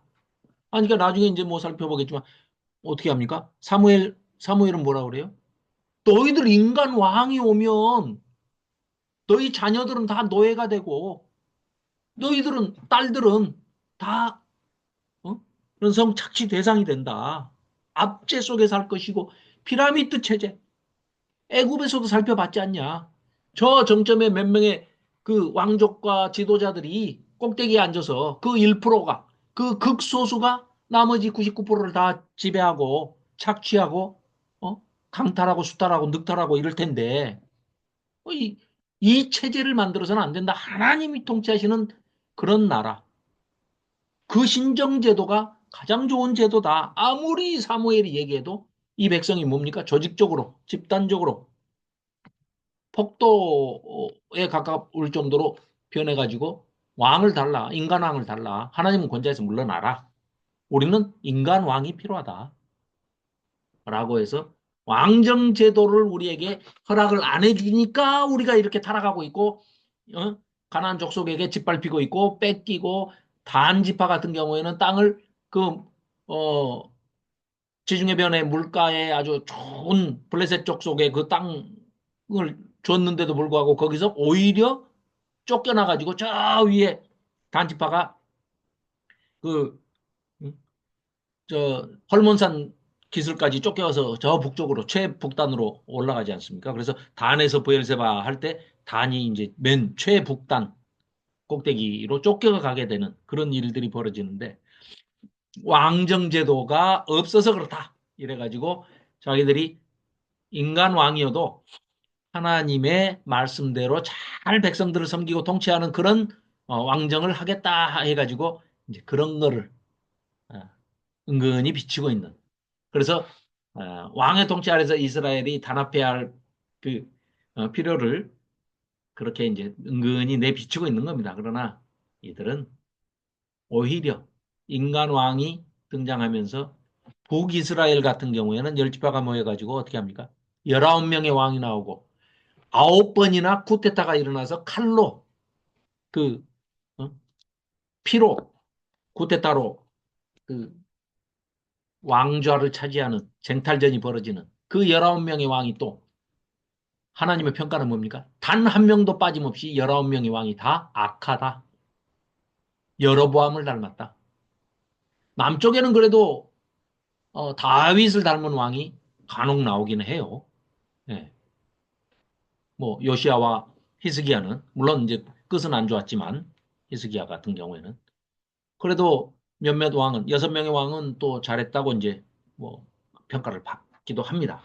자, 그러나 사사기가 이제 그런 왕정제도가 필연적으로 등장할 그런 정당성을 이제 보여주고 있는 그런 책이죠. 자, 그래서 사사시대는 이제 뭐 보는 사람에 따라서 200년 기간으로 보는 사람도 있고 뭐 350년으로 보는 수도 있는데요. 그건 뭐 별로 중요한 내용은 아니고. 자, 1장부터 3장까지가 약속의 땅에 들어가서 가나안 땅에 들어가서 실패합니다.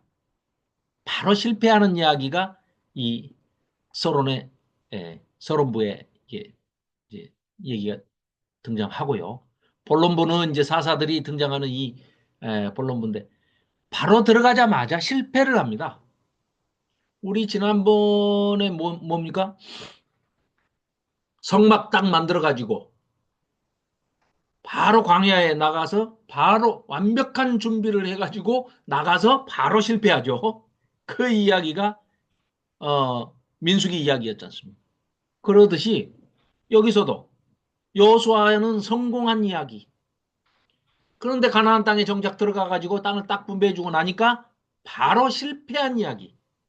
군사적 실패가 바로 하나님과의 언약을 깨뜨리는 신앙의 실패로 바로 이어지고 그 사명의 실패로 하나님의 심판이 일어나죠. 그리고 3장부터 16장까지가 이제 사사들의 이야기, 본론부라고 할 수 있는데요. 이거는 뭐 한마디로 얘기하면 배교의 악순환이고 타락의 악순환이고 그러기 때문에 그때마다 사사들을 하나님께서 보내셔가지고 사사들이 등장을 하는데 끝없이 배교하고 끝없이 우상숭배에 빠지고 악순환이 계속해서 거듭되는 그런 이스라엘의 불순종과 불신앙과 비신실함 그러나 끝까지 참아주시고 끝까지 보살피시는 하나님의 신실하심. 이 이야기가 본론부 3장부터 16장에 등장하는 이야기입니다. 그리고 17장부터 21장까지가 이제 결론부인데요.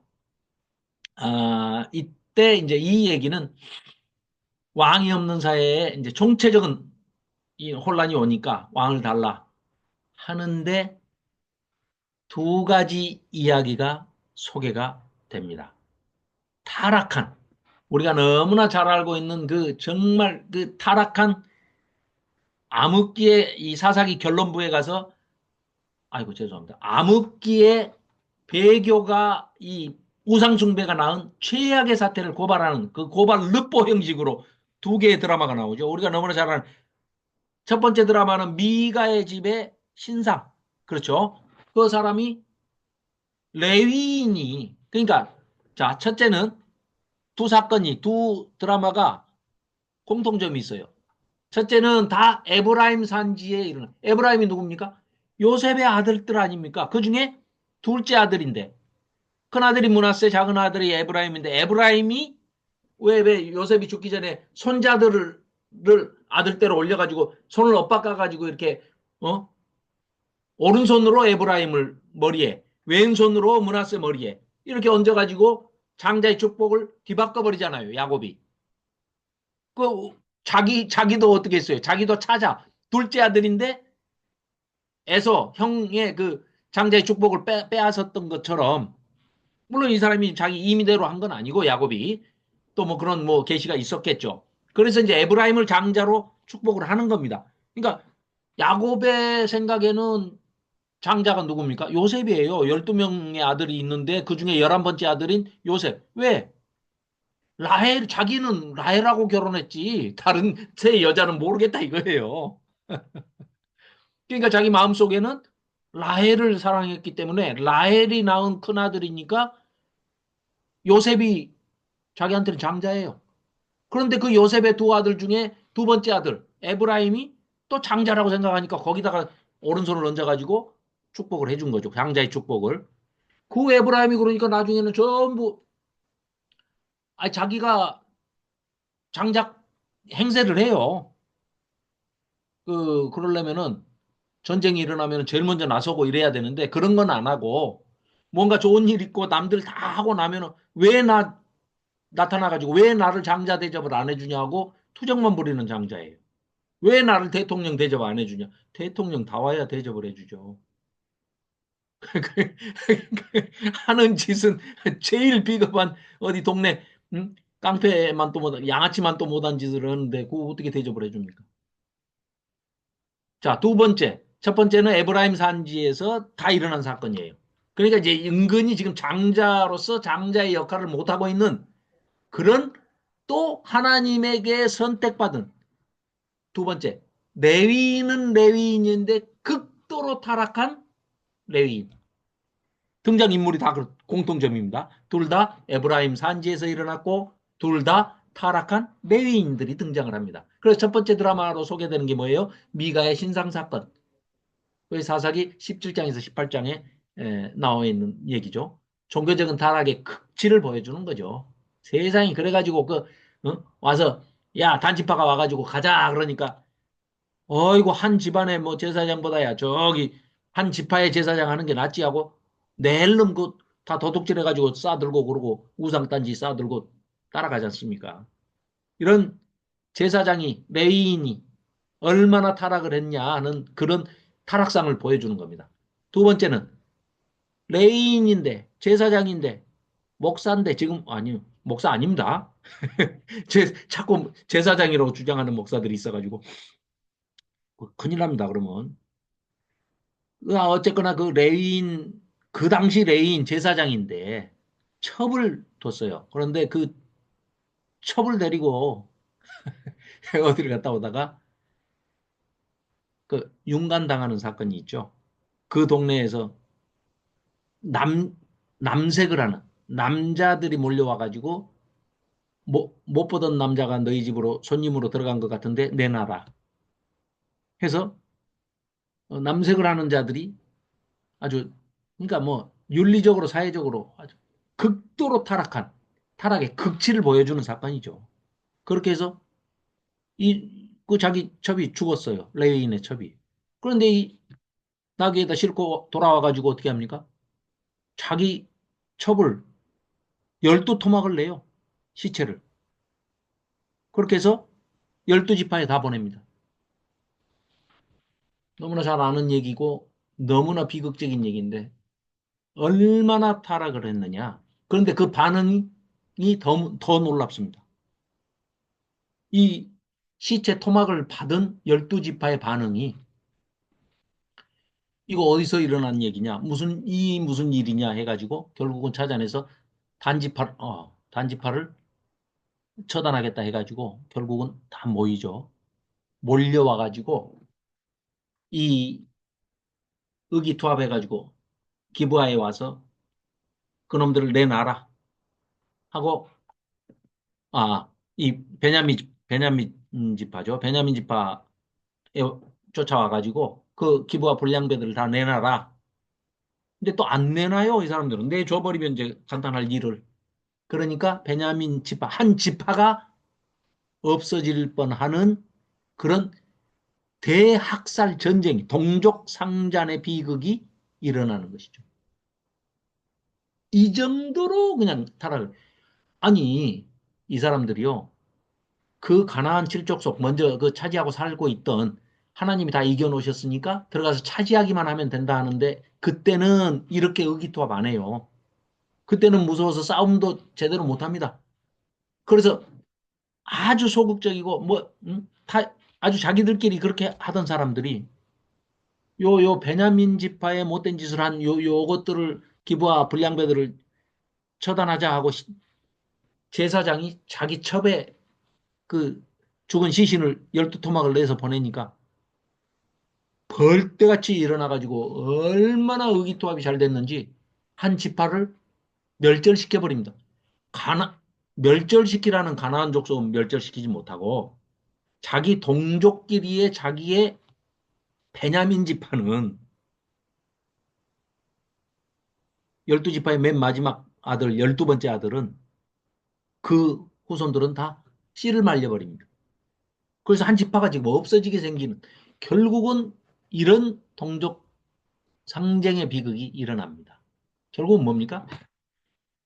자, 시작은 어떻게 했어요? 사사기의 처음 시작은 뭡니까?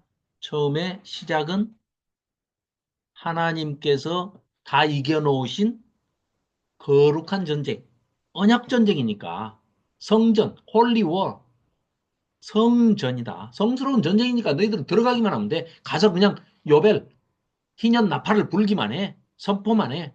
그러면 그 성을 다 너희들한테 줄게. 너희들은 그들하고 섞여 살지 말고 그들을 다 내쫓아. 아니면 다 전멸시켜. 쳐 죽여. 없애. 근데 쳐 죽이라는 게 처음부터 끝까지 다, 아이부터 노인까지 다 죽이라는 게 아니고, 지도자들이 문제이기 때문에 그 지도자들만 쳐서 없애면 되는 거예요. 안 합니다.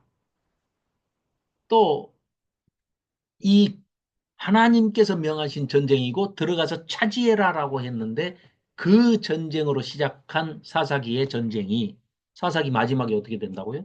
방금 얘기한 대로 완전히 지파 간에 아주 서로 죽고 죽이는 처참한 그런 살육전쟁이 돼가지고 끝이 난다는 것이죠. 그러면서 맨 마지막에 21장인가요? 21장에 뭐라고 그럽니까? 이스라엘의 왕이 없으므로 사람마다 자기 소견에 옳은 대로 행하였더라 하고 막을 내리는 것이 사사기입니다.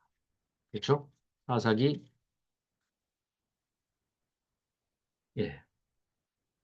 사사기 21장 25절. 그때 이스라엘의 왕이 없으므로 사람이 각기 자기의 소견에 옳은 대로 행하였다 하고 막을 내립니다. 자, 그러면은 아까 이제 사사기 목적은 봐. 자, 지금까지 이제 여기 사사기까지를 한번 정리를 해보면 이렇습니다.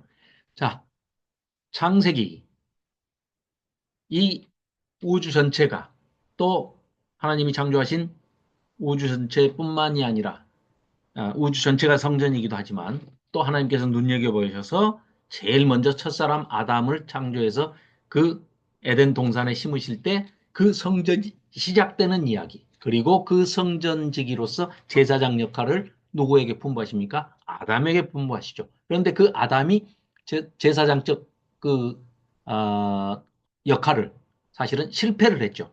죄로 죄가 들어와서 타락을 한 것이죠. 그래서 거기서 하나님께서는 회복의 구원의 역사가 시작이 되는데 바로 거기서 하나님이 선택하신 백성이 사람이 바로 아브라함이란 얘기죠. 그렇죠? 그래서 그 아브라함에게 땅과 자손에 대해서 내가 너에게 약속한 땅, 즉 오늘 살펴봤던 가나안 땅을 주겠다. 두 번째, 너에게 큰 민족을 이루게 해 주겠다. 약속을 하시죠. 그리고 네가 복의 근원이 되게 해주겠다. 네가 복의 통로로 쓰임 받고 네가 제사장적 그러니까 즉 뭐예요? 아담에서 실패한 제사장적인 그 어, 권한을 너에게 부여해 주겠다. 다시 너로 인해서 다시 인류 하나님 백성의 구원의 역사가 다시 시작되게 해주겠다 하는 선포를 하시는 책이 바로 창세기다. 이렇게 본다 하면은 출애굽기는 그 백성이 이스라엘 백성들이 애굽에 들어가서 민족을 이루게 되기 때문에 그 백성을 구원해내는 첫 시작으로 출애굽을 해서 6월절 구원의 그 시작이 기록된 책이 출애굽기다. 그런데 출애굽기에서는 세 가지 사건을 우리가 기억하자고 그랬지 않습니까? 첫 번째는 출애굽. 자, 애굽에서의 구원. 그리고 시내산에서 율법을 주신 율법 수여. 결혼식으로 말하면 성혼선언, 결혼 어약, 서약, 혼인 서약. 그리고 세 번째는 성막 건설. 그렇죠. 성막을 건설하죠. 그러니까 성전의 건축. 성전이라는 건 뭡니까? 성막, 회막, 뭐 장막, 성전 다 무슨 얘기예요? 하나님이 거하시는 곳이죠. 그 하나님이 거하신다는 말씀은 하나님이 통치하신다는 거고 하나님이 동행하신다는 거죠. 그래서 실제로 눈에 보이지 않는 하나님께서 눈에 보이는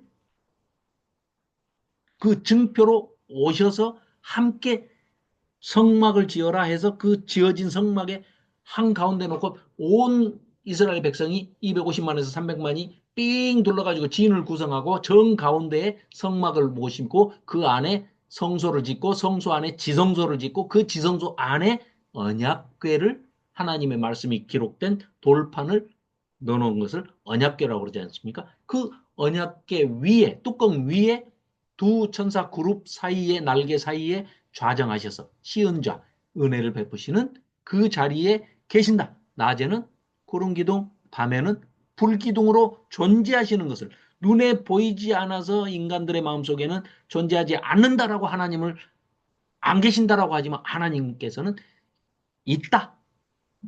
나는 내 이름은 있다다. 자존자다. 예흐에 아셰르 에흐에 나는 있다다 있다. 존재하는 하나님이다. 봐라 하고 보여주시는 그게 바로 성전이죠. 성막이고 해막이고 증거막이고 증거장막이고 지금은 신약에 와서는 우리의 몸이 성전이죠. 하나님이 거하시는 성전.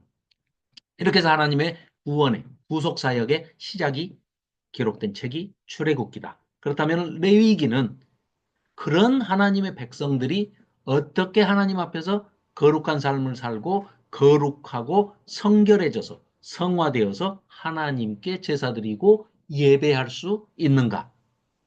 이렇게 살았으면 좋겠다. 나하고 이렇게 살았으면 좋겠다.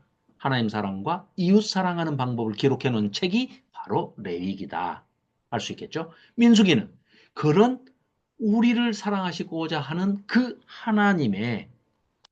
하나님과 함께 동행하면서 하나님을 내 그러니까 진 가운데 배치했다는 것은 성막이 하나님이 우리 삶의 가운데 중심에 자리하고 계셔야 된다 하는 얘기를 웅변적으로 보여주는 것이죠. 그렇게 해서 하나님의 백성들이 광야에서 한 발 한 발 하나님과 보조를 맞춰가면서 함께 호흡하고 함께 주시는 거하시면서 하나님께서 내려주시는 만나와 메추라기를 먹으면서 또 주시는 물을 먹으면서 40년 동안 광야에서 함께 동행하는 법을 훈련하는 책이 그러면서 약속의 땅으로 점점 진격하는 약속의 땅은 다시 말하면 아까 뭐라고요? 새로운 성전으로 가나안 땅을 성소로 주신다는 것이죠. 그래서 그 이제 신명기는 아 민수기는 이제 그 진격하는 그런 훈련 이야기고 신명기는 모세가 하나님의 백성을 정신무장하고 다시 계명을 모르는 제2세대들에게 교훈하기 위해서 그 하나님과 함께 동행하는 법을 설명하고 있는 책이 신명기다. 그렇다면 하나님의 백성이 그 약속의 땅, 성소를 얻는 과정과 그 광야에서의 여정을 마치고 그 땅에 들어가서 그 성소를 거룩한 땅을 얻는 그 과정 그리고 그 성전에 정착해서 그러려면 반드시 조건이 뭐라고요? 거기 그 땅이 오염될 정도로 그 땅이 토해내버려야 할 정도로 타락했던 그 가나안 족속들을 다 물리쳐라. 그건 다 싹 씨를 말려서 죽여버려라. 헤렘 이런 인종청소 이런 차원의 얘기가 아닙니다. 그들하고 섞이지 않아야 되고 너희들이 그들과 섞이게 되면 반드시 우상에 물들게 돼 있다. 우상 숭배에 빠지게 돼 있으니까 철저하게 그걸 배격하라는 얘기죠. 그래서 그 관계는 아까 말씀드렸고요. 자, 그리고 나서 과연 그러면 사사기 때는 하나님의 백성들이 그들과 섞이지 않고 동거하면서 동화되거나 타락하지 않고 그 땅을 지켜낼 수 있고 하나님과의 동행하는 삶을 거룩하게 지켜낼 수 있고 또 하나님의 백성으로서 성화되고 성결해지는 그 과정의 삶을 살아낼 수 있을까? 바로 지키지 못하고 타락해버리는 이야기가 바로 실패한 이야기가 타락 보고서가 사사기다. 이렇게 볼 수가 있겠습니다. 자, 사사기 타락한 원인이 뭘까요? 토지 분배로 힘이 분산이 되어 있습니다. 그래도 12지파가 다 뭉쳐서 할 때는 전쟁을 전체가 다 할 때는 그런 대로 버티는 것 같더니 12지파 땅을 다 분배해 줘 버리니까 남의 지파 싸움 나면은 도와주질 않아요. 가서 집단 이기주의에 빠져버린 겁니다. 그 땅에 기존에 살고 있는 거민들 하나님보다 자기들이 뭐 동정심이 더 있어가지고 하나님보다 더 자비로워가지고 불쌍해서 못 쫓아내요? 그럴 수는 없습니다. 하나님의 명령대로 했으면 되는데 하나님의 뜻을 알지 못하고 제멋대로 해석하고 제멋대로 그들과 동거하다가 동화돼 버린 겁니다. 타락해 버린 겁니다. 혼잡돼 버린 겁니다. 다른 건 몰라도 결혼하면 어떡합니까? 거기서 자녀도 태어날 것이고 가나안 족속하고 또 결혼해가지고 살아버리면 어떻게 됩니까? 당연히 바알 종교, 아세라 종교에 빠지게 돼 있는 겁니다. 뭐 훗날에 우리가 봐서 알지만 솔로몬 같은 경우에도 그 위대한 왕, 그런 하나님으로부터 모든 것을 다 받았던 또 인간들로부터 모든 존경을 한 몸에 받았던 솔로몬이 천명의 처첩을 거느리면서 결국은 실패한 이유가 뭐겠습니까? 동거하다가 동화돼 가지고 타락하고 우상숭배에 빠져버린 거죠. 그리고 성경을 통독하지 않고 여호수아서는 여호수아는 후계자를 세우지 않았습니다. 또 아까 방금 말씀드렸던 에브라임 지파가 대접만 받으려고 하고 장자 노릇은 하지 않았습니다.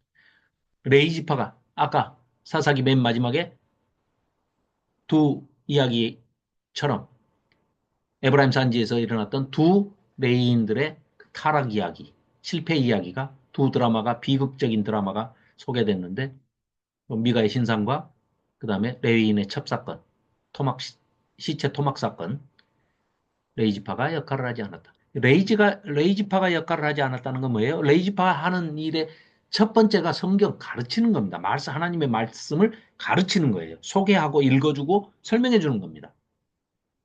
그런데 레이지파가 그걸 하지 않았어요. 그리고 또 제사를 모시는 역할이 레이지파인데 그런 역할을 제대로 하지 않았다.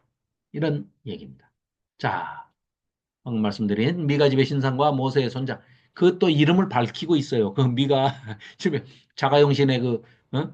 제사장으로 그 미가 집의 가정 제사장으로 들어간 사람의 이름을 모세의 손자예요. 모세의 직계 손자입니다. 요나단이라고 이름을 밝히고 있습니다. 두 번째 그 토막 사건, 레인 첩 때문에 발발한 지파 전쟁. 여기서 베냐민 지파가 멸절당할 뻔했죠. 그리고 나서 이제 마지막에 방금 소개해드린 룻기 사사시대의 암흑을 비추는 그런 한 줄기의 빛 같은 이야기. 모함 여인, 그것도 이방 여인 룻을 소개하고 있는데요. 이 이야기는 뭐 우리가 스토리는 너무나 잘 알고 있죠. 자, 룻기 사사시대의 암흑을 비추는 한 줄기의 빛으로 소개되고 있는 이방 여인, 모함 여인 룻. 때는 어느 때냐? 읽어보면 1장 1절에 뭐라고 합니까? 사사들이 치리하던 때에 룻기 1장 1절이 그렇게 시작합니다. 결국은 뭐예요? 사사기란 얘기 아닙니까? 똑같은 종교 암흑기인 사사기인데 전혀 다른 이야기입니다. 그러니까 같은 시대 다른 동네 이야기. 완전히 희망의 이야기고 정말 가장 성경 중에 여자 이름으로 돼 있는 책이 에스더서하고 룻기 있죠. 둘 다 아주 아름다운 이야기입니다. 선한 이야기인데 특히 이 룻기에는요. 나쁜 이야기는 하나도 없어요. 좋은 이야기만 다 있어요. 너무 아름다운 이야기로만 있고 결국은 주제는 하나님의 헤세드, 인애, 뭐 자비, 양선, 배려, 뭐 이런 모든 선한 일들이 인간들 사이에서 헤세드가 일어나면 보이지 않는 무대 뒤에서 하나님께서 보이지 않는 곳에서 헤세드를 행하셔서 우연을 가장한 필연적인 사건들을 쫙 맺어지게 해가지고 보이지 않는 손으로 모든 아름다운 결과를 이루어내는 너무너무 아름다운 완벽한 해피엔딩을 보여주고 있는 그런 스토리죠. 그래서 사사기하고 이제 좀 비교를 해본다면 우리가 이렇게 이제 비교를 해볼 수도 있습니다. 사사기는 무질서와 뭐 배교와 음란 종교 또 뭐 아주 살상 폭력 아주 끔찍한 테러 살인 전쟁 이야기가 아주 가득 차 있는 책이 사사기라고 한다면 룻기는 매우 아름다운 공동체가 서로가 서로를 선으로 대하고 자비, 러빙 카인드, 자비와 뭐 인내 뭐 이런 것들로 이렇게 실천하는 또 자기를 기꺼이 희생하는 그리고 서로를 위하는 그런 이야기. 또 사사기가 아까 봤지만 12지파가 11대 1로 11지파 대 한 지파가 뭐 베냐민 지파 한 지파를 그냥 없애버리기 위한 그 동족 간의 피비린내 나는 그런 전쟁 이야기로 끝이 나고 있다면은 룻기는 정반대로 아주 공동체 그 전체가 소망이 끊어진 그 한 가정을 이제 나오미의 그 가정을 다시 세워주는 일에 전부 협력하고 아름답게 모여서 기도하고 축복해주고 한 아기의 그 탄생을 한 가문의 회복을 아주 전심으로 진심으로 기뻐하면서 축복하는 이야기로 아주 아름다운 이야기로 끝을 맺고 있죠. 또 사사기가 어, 자기들 왕이 없어가지고 이렇다 하고 왕정 시대를 바라는 그 왕을 기다리며 끝난 이야기다 이렇게 한다면은 룻기는 다 결국은 이 룻기의 결론은 뭐냐면요. 인간들이 모여서 이렇게 서로 아름다운 사랑과 인애와 자비와 헤세드, 하나님의 헤세드를 닮은 인간들의 사랑을 이렇게 아래에서 실천하고 있을 때 그 과정에서 하나님께서 세워주시겠다 하는 인간 왕, 진짜 왕, 너희들이 진짜 왕이신 하나님을 너희들이 배척하고 사람 왕을 달라고 그러면 그래 여러 가지 왕들이 있지만 하나님이 주실 수 있는 가장 마음에 합한 왕 다윗을 보여주기 위한 다윗이 어떤 가정에서 나왔는 줄 아냐?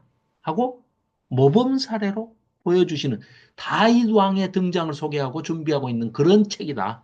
그래서 그 사무엘을 통해서 다윗이 소개되고 있지 않습니까? 그 사무엘 상하서를 열어주는 가교 역할을 하는 징검다리 역할을 하는 서론 역할을 하는 그런 책이 바로 룻기다라고 할 수가 있겠습니다. 그러니까 룻기는 정말 그 성경 중에 아름다운 특히 그 이방 여인이 이렇게 하나님께로부터 칭찬을 받고 복을 받고 또 스토리 자체가 너무나 아름다운데 거기서 인간 왕으로서는 다윗이 오고 또 멀리는 스펙트럼을 좀 넓게 해보면 멀리 그 다윗의 후손에게서 오실 메시아가 예수 그리스도가 우리를 구원하러 오신다.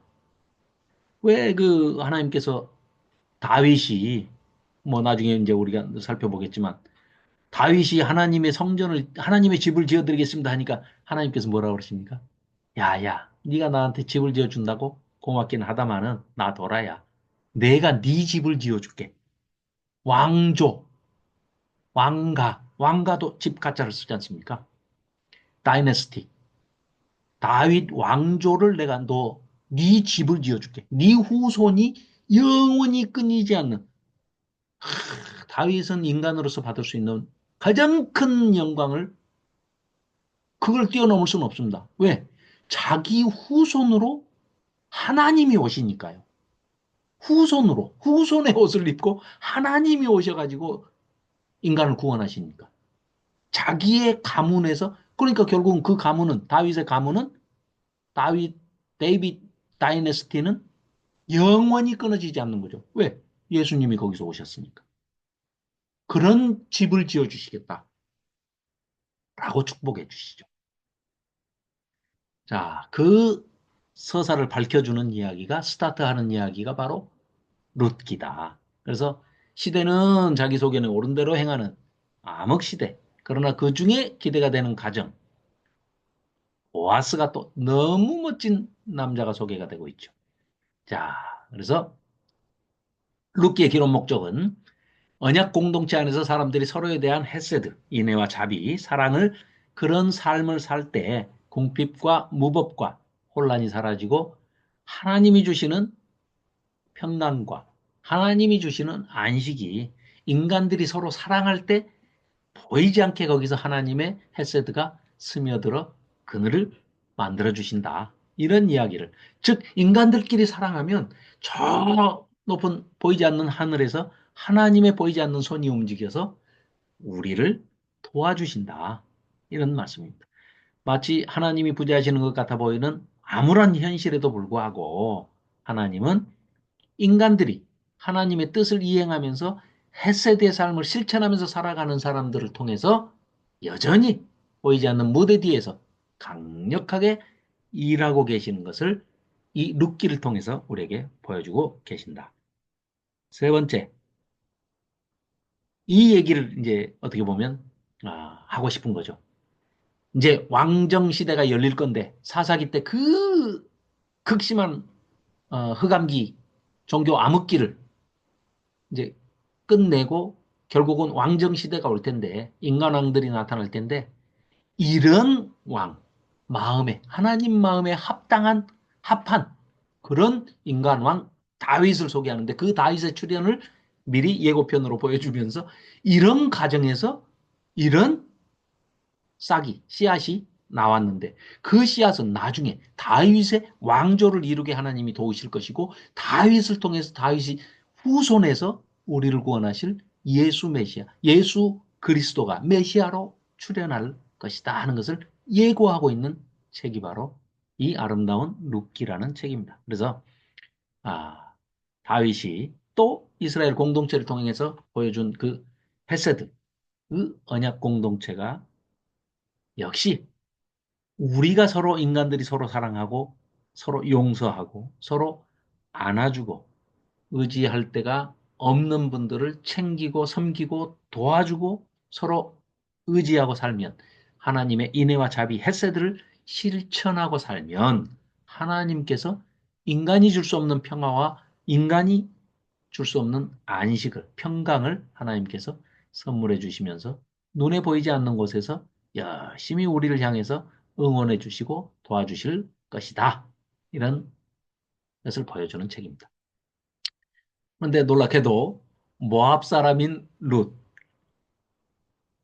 이건 신명기에는 암몬 사람과 모압 사람은 여호와의 총에 들어오지 못할 뿐만 아니라 그들에게 속한 자는 10대뿐 아니라 영원이랍니다. 영원히. 신명기에 의하면 룻은 다윗의 증조할머니가 되면 안 돼요. 영원인데 영원히. 몇 대? 4대밖에 안 되는데 증조할머니는? 그런가요? 응, 4대. 증조할머니인데 여호와의 종에 들어오지 못한다고 했으나 그러니까 이를테면 이런 표현법이에요. 기계적인 표현 이런 거를 얘기하시는 게 아니고 문자적이고 기계적이고 뭐 무조건 그래 무조건 그런 거 없습니다. 하나님께서는 하나님의 성품을 우리에게 부여해 주셨기 때문에 이런 아름다운 성정을 가진 모압 이방 여인 룻이라도 하나님을 섬기겠다. 자, 보십시오. 이 앞에 보시면 이 룻은요. 어, 여기 룻기 잠깐 어이구 시간이 다 돼버렸네. 부족한 건 이제 저기 다음 주에 이제 이어서 하겠습니다. 룻기에서도 제가 좀 예, 나누고 싶은 얘기가 좀 있어가지고 어, 처음에 이제 이 베들레헴에서 그렇죠?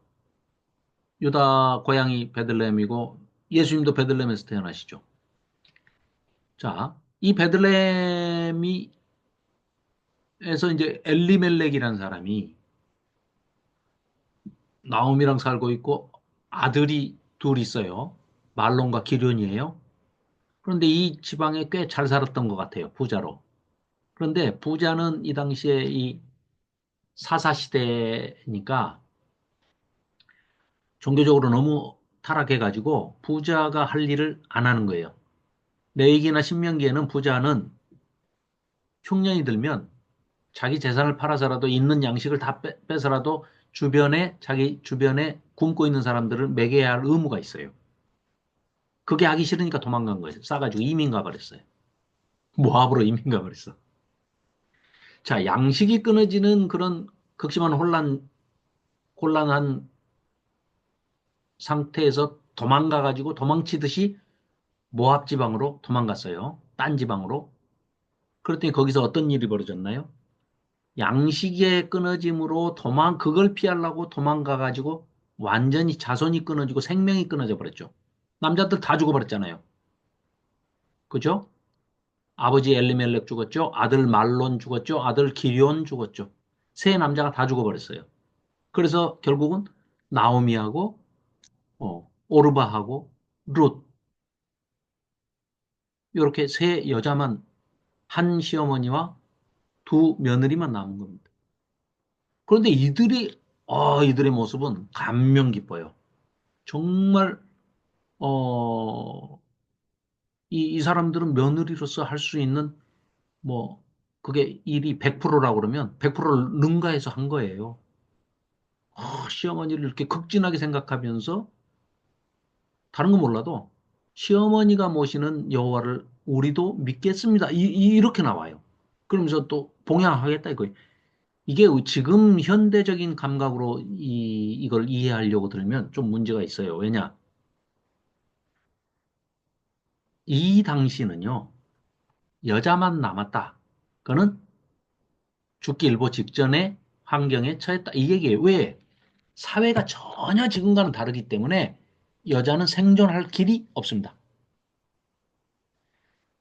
하여튼 남자가 아들이 됐든 남편이 됐든 시아버지가 됐든 자기 친정아버지가 됐든 남자가 있어야만 먹고 살고 생존을 할 수가 있어요.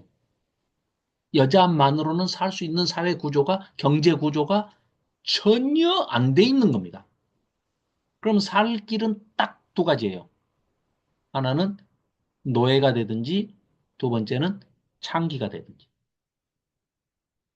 생계형 윤락녀가 되든지 그런데 그것도 마음대로 못 해요. 그러니까 노예로 팔려가든지, 또 노예도 누가 안 사면 딱 굶어 죽는 거예요. 그냥. 방법이 없습니다. 이런 상황에 처했는데 시간이 다 됐기 때문에. 자, 오늘은, 네, 오늘은 여기까지만 하고, 이제 룻기 조금 남은 부분 잠깐 살펴보면서, 다음 주에, 사무엘 상하, 이제는 재밌는 얘기들밖에 없어요. 어, 그죠? 뭐, 어? 사무엘 상하서는 또 다윈 이야기는 뭐 할 얘기도 많지만 우리가 스토리를 그래도 어느 정도 다 알고 있기 때문에 다윈 이야기 뭐 너무 재밌고 또 그 지나서 이제 열왕기서 쭉 아무튼 뭐 진도에 연연하지 않고 이렇게 한 세 권, 네 권 정도씩 이렇게 한 주에 이렇게 보면 우리가 또 예언서 한 지가 얼마 안 됐기 때문에요. 선지서. 이렇게 정리를 하고 그다음에 이제 조금 더 압축해서 정리하고 압축해서 정리를 하면 이렇게 하면 계속 반복해서 이제 하다 보면 39권의 구약이 하나의 이야기, 하나의 스토리, 하나의 그 나레이터로 딱 정리가 되면서 이렇게 손에 딱 잡히고 뭐 어느 정도 아, 뭐 윤곽이 탁 드러날 거라고 봐요. 뭐 지금 드리는 말씀도 다 알고 계시는 얘기들이잖아요. 그죠? 그리고 본문을 이제 한 번씩 읽어보시면 예, 또 많이 도움이 되고 또 성경을 보는 관점이 이제 또 새롭게 변화되는 걸 체험하실 수가 있을 거예요. 왜냐하면 성령님이 가만히 놔두지를 않아요. 이렇게 말씀을 사모하고 뭐 이렇게 어, 어, 이렇게 늦은 시간에도 이렇게 피곤한데도 그냥 앉아서 이렇게 성경을 들으시고 또 혼자 계실 때 읽으시고 듣고 이렇게 하시는 분들은 성령님이 그냥 놔두는 법이 없습니다. 그건 뭐 틀림없기 때문에 여러분들께서 음, 이런 것들을 이제 토대로 해서 또 생각나면 한번 다시 들으시면서 또 성경을 또 읽으시고 본문도 읽으시고 그러면 좋겠습니다. 아유, 들어주셔서 감사합니다. 박기남 집사님께 기도 부탁드리면서 성경 공부를 마치도록 하겠습니다. 자, 마이크 켜시고 박기남 집사님 기도해 주시면 좋겠습니다. 네. 사랑이 많으신 하나님 아버지, 감사합니다. 오늘도 저희들 주님 말씀으로 인하여 많은 감동과 내 안에 오직 왕은 오직 하나님뿐이라는 것을 또 한 번 아멘. 새깁니다. 오직 주님 아멘. 말씀으로 삶을 살아갈 수 있도록 저희들에게 힘을 부어 주시옵시고, 또한 아멘. 한 주간 세상에 나가 온전한 믿음으로 세상에 빛이 되고 또 그 빛으로 인하여 저희들이 오직 예수님을 나타낼 수 있도록 아버지 함께하여 주시옵소서. 늘 아멘. 아버지 함께 동행하셔 저희의 발이 오직 주님의 삶으로 이끌 수 있도록 아버지 함께하여 주시옵소서. 아멘. 말씀 잊어버리지 않도록 아버지 함께하여 주시옵소서. 예수님의 이름으로 간절히 기도드립니다. 아멘. 아멘. 아, 감사합니다. 감사합니다. 네, 감사합니다. 건강을 위해서 기도하겠습니다. 그리고 조호연 집사님이 야단 안 치니까 2시간 해버렸습니다. 자, 한 주간 평안하시고요. 다음 주에 뵙겠습니다. 평안하십시오. 감사합니다. 감사합니다.